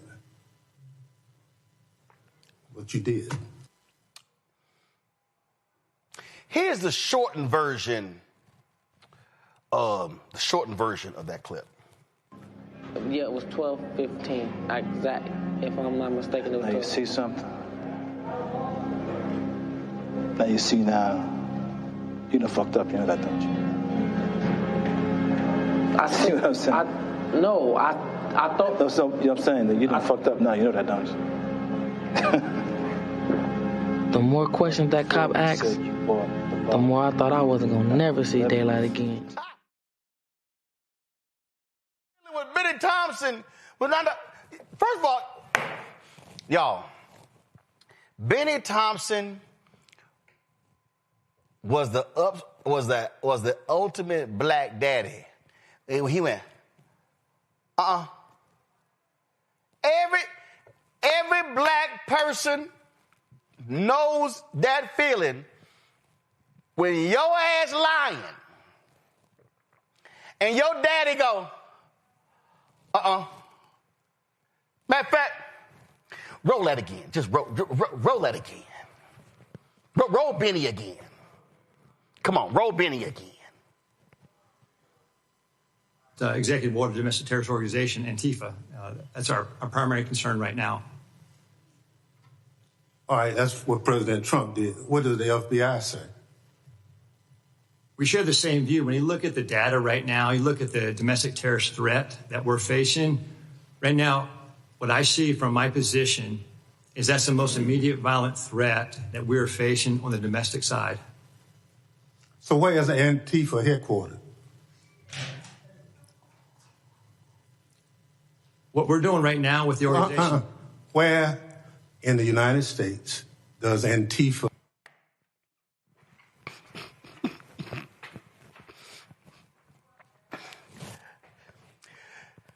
Greg Cameron and Thelma. This sounds like when your daddy said, why did your ass come home at 2 o'clock? Did I not tell you to have your ass in this house at 12:30? But you done brought your ass home at 2 o'clock. Who and what were you doing at 2 o'clock in the morning? Well, I asked your ass, who were you with and what were y'all doing that brought your ass home at 2 o'clock in the morning? I think every black person watching right now is having a childhood flashback after that questioning by Benny Thompson. But the ass whooping ain't done. Y'all, Kristi Noem got busted in a serious lie when she said, oh no, Congressman, we've never deported any veterans. And the congressman, I think he watched this show. He said, go to my iPad. Roll it. Madam Secretary, how many United States military veterans have you deported? Sir, we have not deported U.S. citizens or military veterans. I don't believe you served in the military. I haven't either. But I think you and I can agree that as Americans, we owe everything to those who have served our country in uniform, particularly those who have served in combat. Do you agree with that? Sir, I believe that people that are in this United States that are citizens have legal status here. Madam Secretary, we are joined on Zoom by a gentleman named Sejun Park. He is a United States Army My man said, go to my iPad. Homie, what? Y'all, my damn iWatch thinking I'm having an emergency. Let me stop this. My man walked up. Roll that back. I just want y'all. He was like, roll it back a little bit, because y'all gonna see him go, we about to get in your ass. We about to get in your ass. Roll it. I don't believe you served in the military. I haven't either. But I think you and I can agree that as Americans, we owe everything to those who have served our country in uniform, particularly those who have served in combat. Do you agree with that? Sir, I believe that people that are in this United States that are citizens have legal status here. Madam Secretary, we are joined on Zoom by a gentleman named Sejun Park. He is a United States Army combat veteran who was shot twice while serving our country in Panama in 1989. Like many veterans, he struggled with PTSD and substance abuse after his service. He was arrested in the 1990s for some minor drug offenses, nothing serious. He never hurt anyone besides himself, and he's been clean and sober for 14 years. He is a combat veteran, a Purple Heart recipient. He has sacrificed more for this country than most people ever have. Earlier this year, you deported him to Korea, a country he hasn't lived in since he was 7 years old. Will you join me in thanking Mr. Park for his service to our country? Sir, I'm grateful for every single person that has served our country and follows our laws. Can you please tell Mr. Park why you deported him? Oh, freeze. Oh, my Lord. My man said, can you thank him for his service? And then she tried to go all lives matter. Keep going. But you understand that many veterans struggle with PTSD. Many veterans struggle with substance abuse challenges. This man took 2 bullets for our country. You have broad authority, by the way, as Secretary, to issue humanitarian parole, to do deferred action. Will you commit to at least looking at Mr. Park's case to see if you can help him find a pathway back to this country that he sacrificed so much for? I will absolutely look at his case, but I want you to remember that Madam Secretary, the man behind you, please stand up, sir. His name is Jim Brown from Troy, Missouri. He is a Navy combat veteran who served our country in the Gulf War. He's married to a woman named Donna, who came to our country legally from Ireland when she was 11 years old. She has lived here for 48 years. Because of you, Jim's wife Donna has been in prison for the last 4 months. She did not come here illegally, and she has never committed any crime other than writing 2 bad checks totaling $80 10 years ago. She is currently in prison and facing deportation. Ms. Noem, will you thank Mr. Brown for his service to our country? Thank you, Mr. Brown, for your service to our country. Now, what possible explanation... Oh, Lord. He said, he's standing behind your ass. Mr. Brown, stand up. Then her ass, Mr. Brown, Mr. Brown, thank you for your service, Mr. Brown. Mr. Brown, thank you for your service. Play. Can there be for locking up his wife for 4 months when she has committed no crime other than writing a couple of bad checks for $80? Sir, it is not my prerogative, my latitude, or my job to pick and choose which laws in this country get enforced. You have broad discretion as the secretary. You can issue parole. You can do all kinds of things, but you're choosing not to. Will you commit again to just reviewing Donna's case and reuniting this combat veteran with his beloved wife, who also loves this country? I will review the case. Now, that was Virginia Congressman Robert Walkinshaw. Oh, y'all, the dog walking didn't end there, y'all. It didn't end there, okay? So another member of Congress, in fact, that was Rhode Island Representative. We don't have his name. Y'all, why is his name in the script? Rhode Island Representative. Okay, so this is the Virginia Congressman Robert Walkinshaw, who had a few questions about the Proud Boys.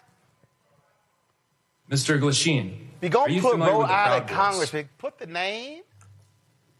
I'm familiar with the name, yeah, Proud Boys. Okay. Does the FBI still designate the Proud Boys as an extremist organization? They did in 2018 in President Trump's first term. We are in the process right now of changing our categories for domestic terrorism. So they're no longer designated as an extremist organization. The FBI designated them an extremist organization in 2018. Has that changed? I'm not aware that they did that. It's all over the media, sir. It's widely reported. Can you get back to me on that? Sure will. All right, thank you. How I mean, damn, if you're going to walk your ass to a congressional hearing, and this FBI guy, according to Ken Delaney, and Ken Delaney is a national security correspondent for MS Now. I used to work with Ken, the Fort Worth Telegram. This guy supposedly is a very good agent. That's how bad you got to be when you have had an excellent track record, and you got to go make yourself look like a damn fool and lie in front of Congress because you're working under a dumbass like Pam Bondi, who's reporting to a thug, corrupt, twice impeached, criminally convicted fool like Donald Trump.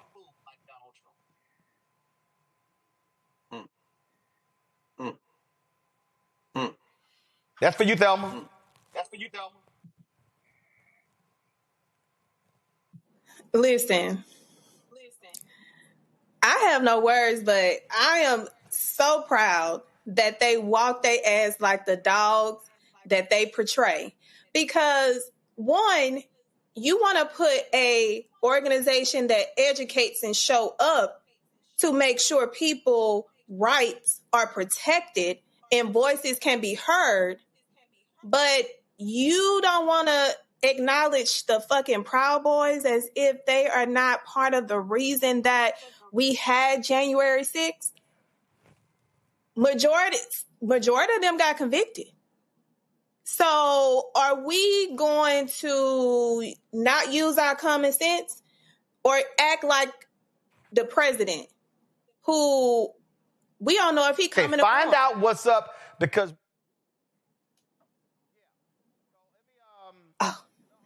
So my whole thing is, we have individuals, if we continue with this type of checks and balances, pulling the receipts. When we pull fucking receipts and their memory gets foggy, we win every time. We got to receipt check their ass at every point. If we not showing up with the receipts to refresh their memory like we in trial, then we are failing. That's how we're going to drive it into people's memory. We want them to have this in their long-term memory, not their short-term. So you showing up and putting their ass on trial every single time, I bet they start showing up with some damn sense and stop violating constitutional rights and also being subjected to being a part of a federal indictment when this man leaves. FBI director, former FBI director Christopher Wray, went before Congress and said point blank, Cameron, that the biggest threat in America is white domestic terrorism, and that's right-wingers who love MAGA. And Donald Trump has been trying to convince everybody it's Antifa. No, pimp, it's your side. It's your side. That's the January 6 people. That's that brother they arrested for the pipe bombs who said the 2020 election was stolen. I don't even know that story is even true. But the bottom line is the people who are committing terrorism in this country, the biggest threat are white, domestic, MAGA, GOP, right-wing terrorists. Yeah, I think in each of those videos, you saw them fully embarrass themselves you got the Department of Homeland Security, Kristi Noem, who couldn't even look in the face of some of these combat veterans and say like, oh yeah, I don't know if I have the latitude. I'm just going to review the case. I wish those congresspeople would have forced her and said more than just she would review the case and make sure they push that, because they'll say whatever they need to say to get out of those hearings. In fact, Cameron, she actually said, oh, I got to leave early because I got to chair a FEMA meeting. And then a reporter said he was told the FEMA meeting was canceled. No, they're looking for any out. They're looking for any out not to be caught on tape, because what they do realize, and even with this, that agent who was there, and he better hope he wasn't lying, because there's a lot of get back coming in terms of like, it's a federal offense to lie to Congress, especially if you're under oath. And so I think I really hope that we keep some of these receipts. I hope that first hearing was, especially with Kristi Noem, is looked at about veterans, no matter what party you decide to vote for, to understand that they're not respecting you and they will deport you just like they will deport anybody else. Greg, this is how shameful it was. She was like, oh, Lord. She was like, this seat is too hot for my ice Barbie ass. Listen. I apologize. The gentleman's time has expired. I know the secretary has to leave, and I would now recognize a gentlelady from Texas, Ms. Johnson, for 5 minutes of questions. I'm just going to take the position that she was scared of my questions. Mr. Chairman, if we could stop the clock and wait until after all this. The clerk will suspend. If we could reset the time, that would be helpful. How your ass got to leave when they tell you how much time they going to need you testifying before Congress? Nah, they were whooping that ass so bad, she's like, look, she went no mas. She was Roberto Duran. No mas, I got to go. Doggone Kristi Noem. The ice Barbie, as you say. It's a beautiful thing. She talking about a FEMA meeting. Didn't the governor of California travel here a few days ago looking for that money for relief from the fires? And nobody would meet with him? Doggone Kristi Noem. But the beautiful thing about it is, and she's being drugged for filth, of course, including right now, after her I gotta leave excuse.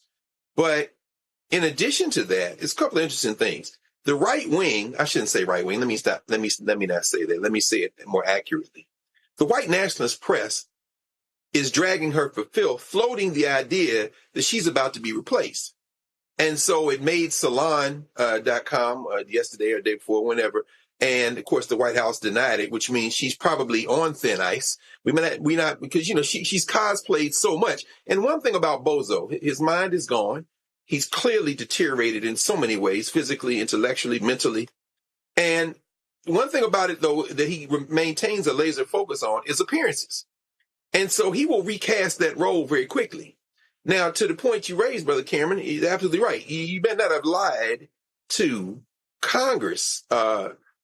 Glasheen, who was the operations director at the FBI. And as you say, Roland, he's been around for a quarter century. In fact, he was promoted during the Biden administration. He didn't lie. Why? And I went back and looked at his written remarks, for the record remarks. You can go to FBI.gov and look them up. They're called Worldwide Threats to the Homeland. Notice, if you read through his prepared remarks for the record, there is not one mention of Antifa. He got blindsided like everybody else. So he's sitting there twiddling his thumbs. We're standing up. We're moving with it now. We're setting up the process. Oh, that's true. Why? Because these fools done told you to put Antifa on the list, and you looking like, what the hell? Ex-Marine. I'm trying to follow orders, but it ain't no threat. Now let me be very clear finally about who Antifa is. My father, Haywood Carr, born 1921, Buffalo Valley, Tennessee, drafted into World War II. My father was Antifa. My Uncle Bill was Antifa. My Uncle Thomas Hayes Jr., my mother's brother was Antifa. Also, his brother Buddy. Also, his brother Doc. They were all Antifa. I have a lot of cousins who were Antifa as well, because they fought Hitler. What is fascism, you fool? Now, I'm going to tell you something. I am Antifa as well. So is everyone. I'm against fascism, my friend. And as this man is sitting there trying to come up with a label, I'm going to tell you right now what the defense cannot be. The defense cannot be I am not Antifa. The defense is I am Antifa, and you're a fascist.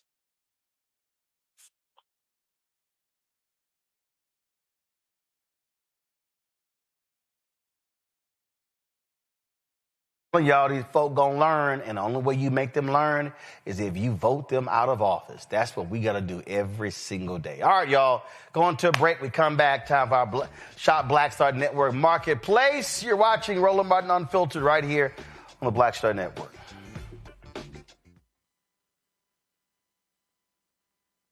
They said the quiet part out loud. Black votes are a threat, so they erased them. After the Supreme Court gutted the Voting Rights Act in 2013, Republican legislatures moved fast. New voter ID laws, polling place shutdowns, purges of black voters from the rolls.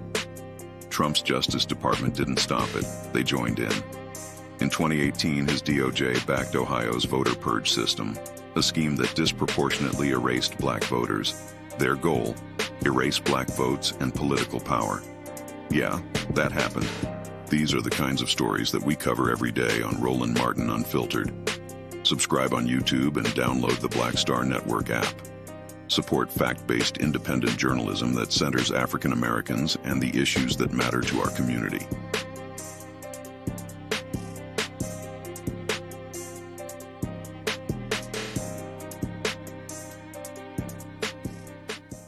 Hello, I'm Bishop T.D. Jakes, and you're watching Roland Martin Unfiltered.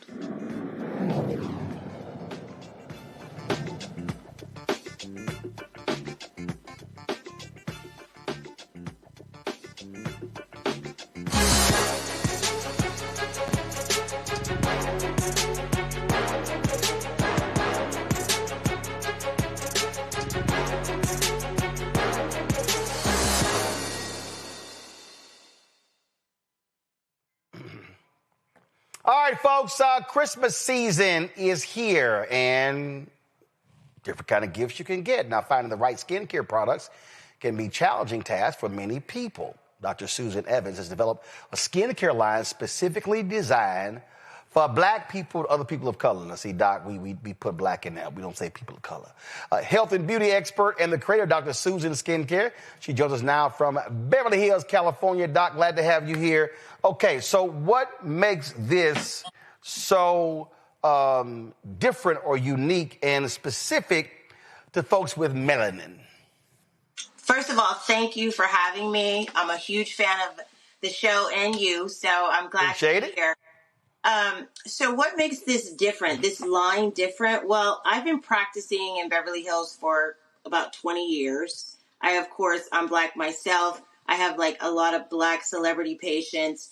And even though I went to Spelman, of course, that also focuses on that, Morehouse and Harvard Medical School, NYU, Cornell, my training really wasn't about skin of color. It's like the smallest part. But of course, I have a special interest. I've been doing it for a long time. I'm always looking to find the right science to make sure that skin of melanin can glow. See, the reason this is interesting, just the other day, I think I sent it around. Somebody did a video, I got to remember the sister who did it. She did a video talking about Polaroid. It was Ashley B.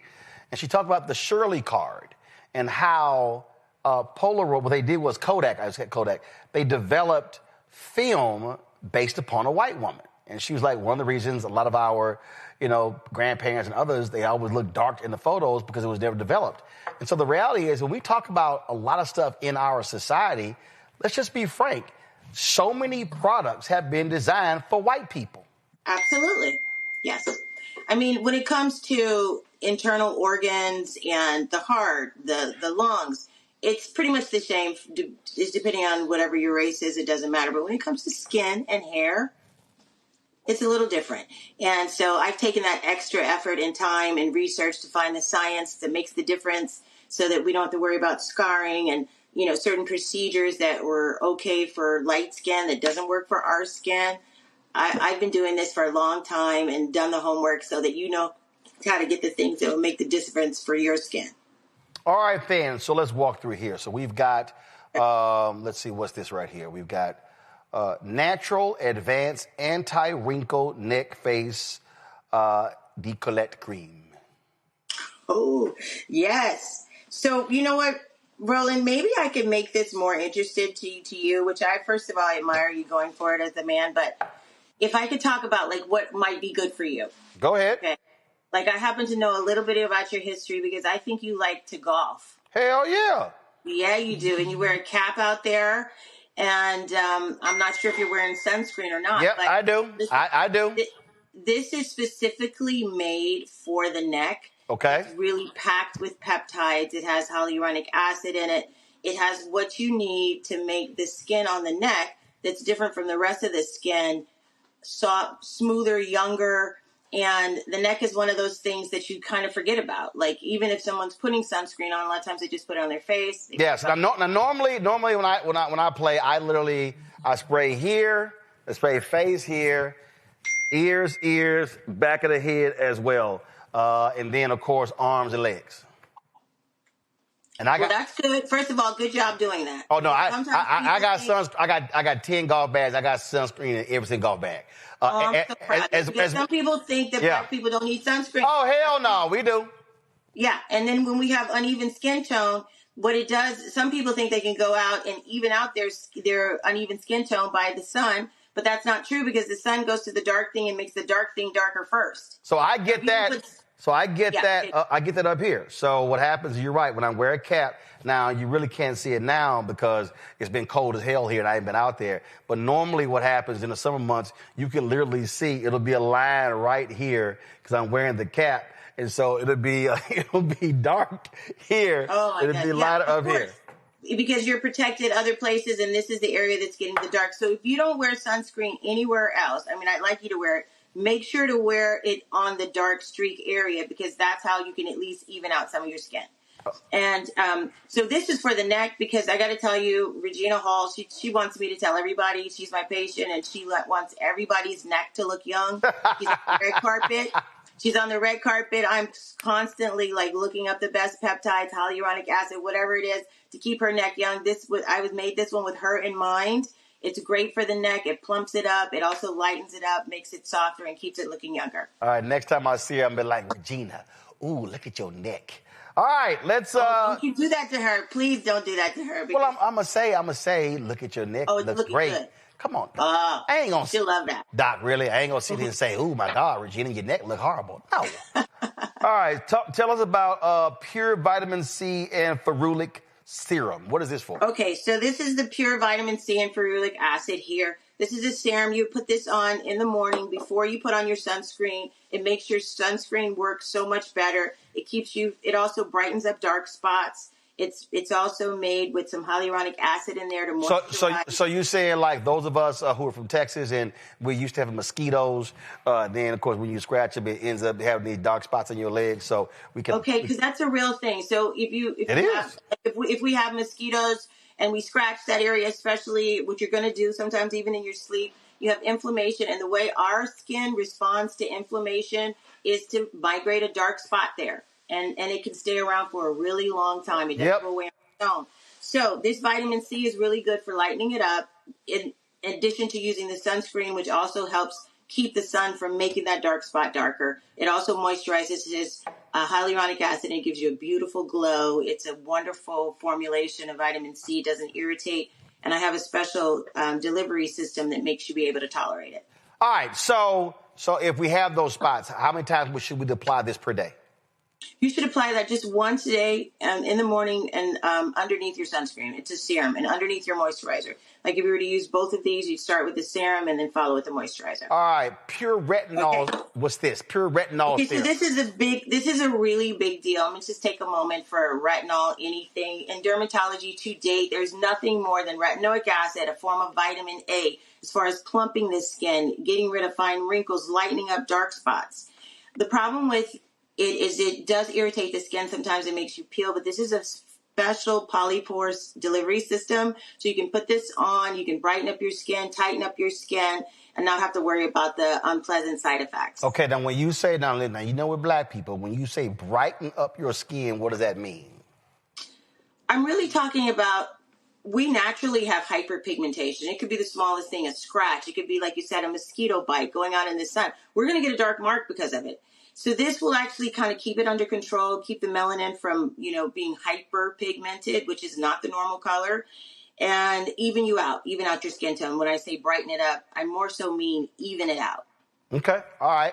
Question. Okay. Yeah, no, absolutely. So if you were going to use both of these, I would use the vitamin C serum in the morning. I would use the retinol serum at night. Okay, got it. Let's see. Okay. Questions from our panel. Let's see. Who got some hyperpigmentation? I'm going to go with you, Cameron. Well, you lucky I love you. I know you got to come for your boy. You got to come for your boy. Because you can't turn your microphone on at the beginning of the show. That's why. Thank you. Doctor, yes. Doctor, thank you for joining us today. I'm actually learning more about this whole serum thing and the need for serums as I'm doing more and more TV and media and so forth. Can you speak to me more also about the need for what's the right mix of cocktail for folks like us who are moving in and around the country? Because sometimes we're in the cold, sometimes we're in the warm weather, and I always feel like a little bit of a dryness, or sometimes depending on the weather conditions, like, oh, do I need to switch up? Do I need to switch up my skin and face routine?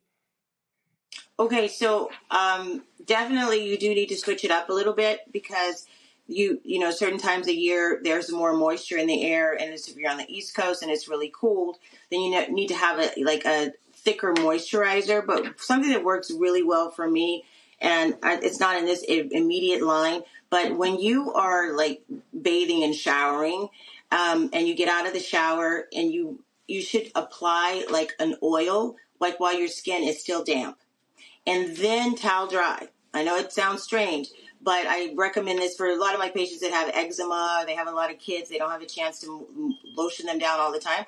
You apply the oil first, and then you towel dry. That's going to lock in the moisture. You can pretty much do that any time of the year, but you're definitely going to go for a thicker moisturizer for the winter months. Wow. And then, so you want to have a much thicker. Before you towel off.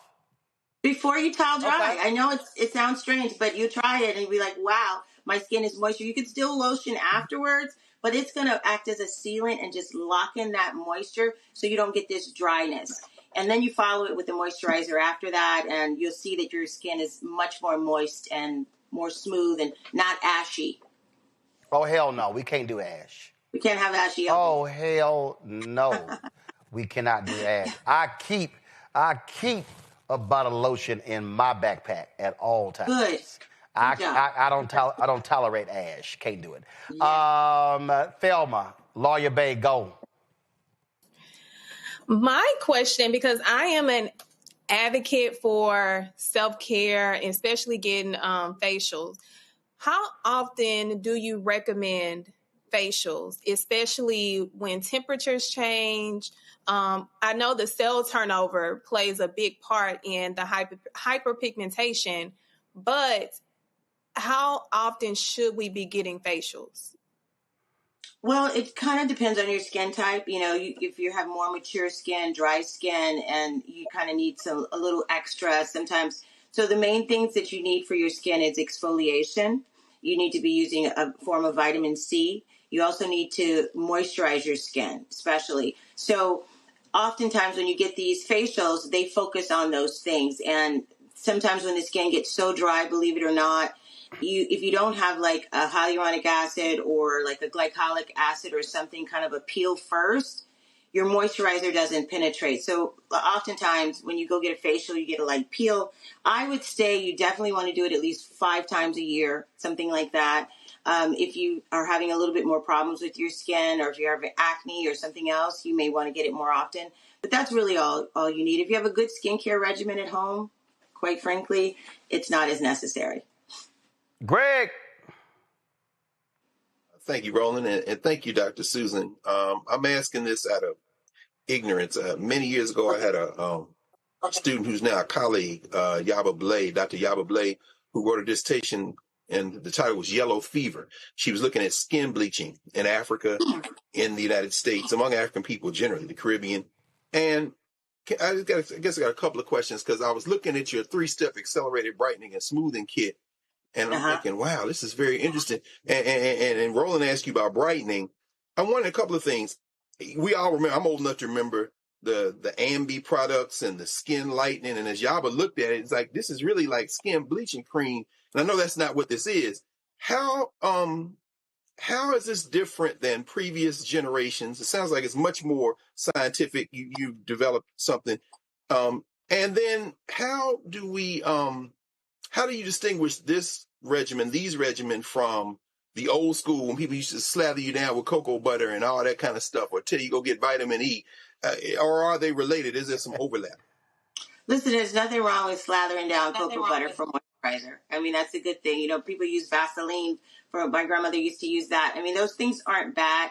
But when it comes to brightening up the skin, previously there was Ambi and a lot of different things that used hydroquinone. That was the name of the brightening.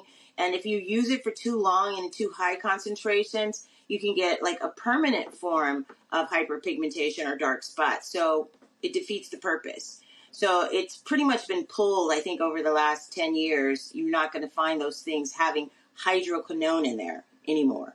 So what my brightening does is I use other things, natural things like licorice extract, niacinamide, and another one, a big one, is tranexamic acid. And what it does is it goes in, if you're using it on a twice a day basis, like every 12 hours for 6 weeks, it really just suppresses your body's making too much pigment or hyperpigmentation, and it evens out the skin tone more so than just brightens it. So it's not, I wouldn't call it bleaching. I call it brightening or evening out the skin.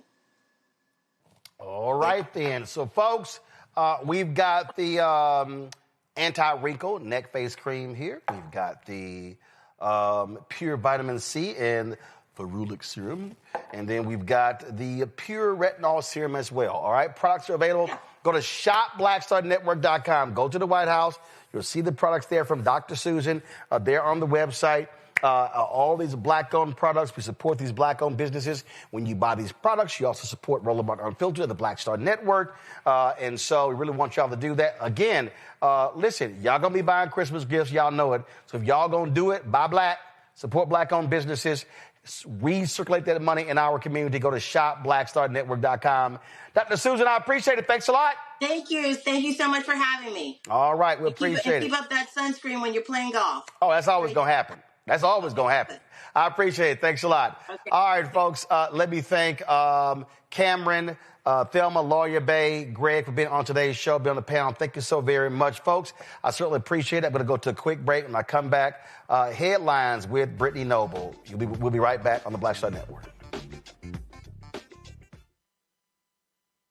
This week on The Other Side of Change. Book bans, anti-intellectualism, and Trump's continued war on wisdom. This is a coordinated backlash to progress. At the end of the day, conservatives realized that they couldn't win a debate on facts. They started using our language against us, right? Remember when we were all woke and the woke movement and all that kind of stuff? Now everything is anti-woke, right? When we were talking about including diversity, equity, inclusion, higher education, now it's anti-DEI. All this are efforts to suppress the truth because truth empowers people. You're watching The Other Side of Change only on the Black Star Network. Next on the Black Table with me, Greg Carr. America is being reshaped in real time by a group of 6 people, unelected and without any checks and balances. By the end of the current Supreme Court session, education, the workplace, who gets to elect our leaders, and so much more could radically change. This week, we reconvene our legal roundtable and look at what the new America may look like and how we should respond. That's next on The Black Table, right here on the Black Star Network. Michael McMillan, President and CEO of the Urban League of Metropolitan St. Louis, and you are watching Roland Martin Unfiltered.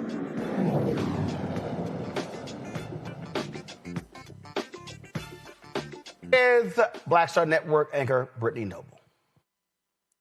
Roland, a federal judge in Maryland has ordered the immediate release of Kilmar Abrigo Garcia from immigration detention, saying the government had no lawful basis to continue holding him.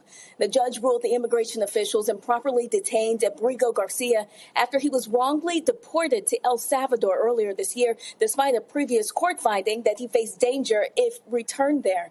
The judge sharply criticized federal authorities, finding they misled the court about efforts to deport him to other countries, noting that no valid removal order even existed. And black women in America are being killed at far higher rates than any other group. That's all according to an associate professor at the University of New Mexico's College of Population Health.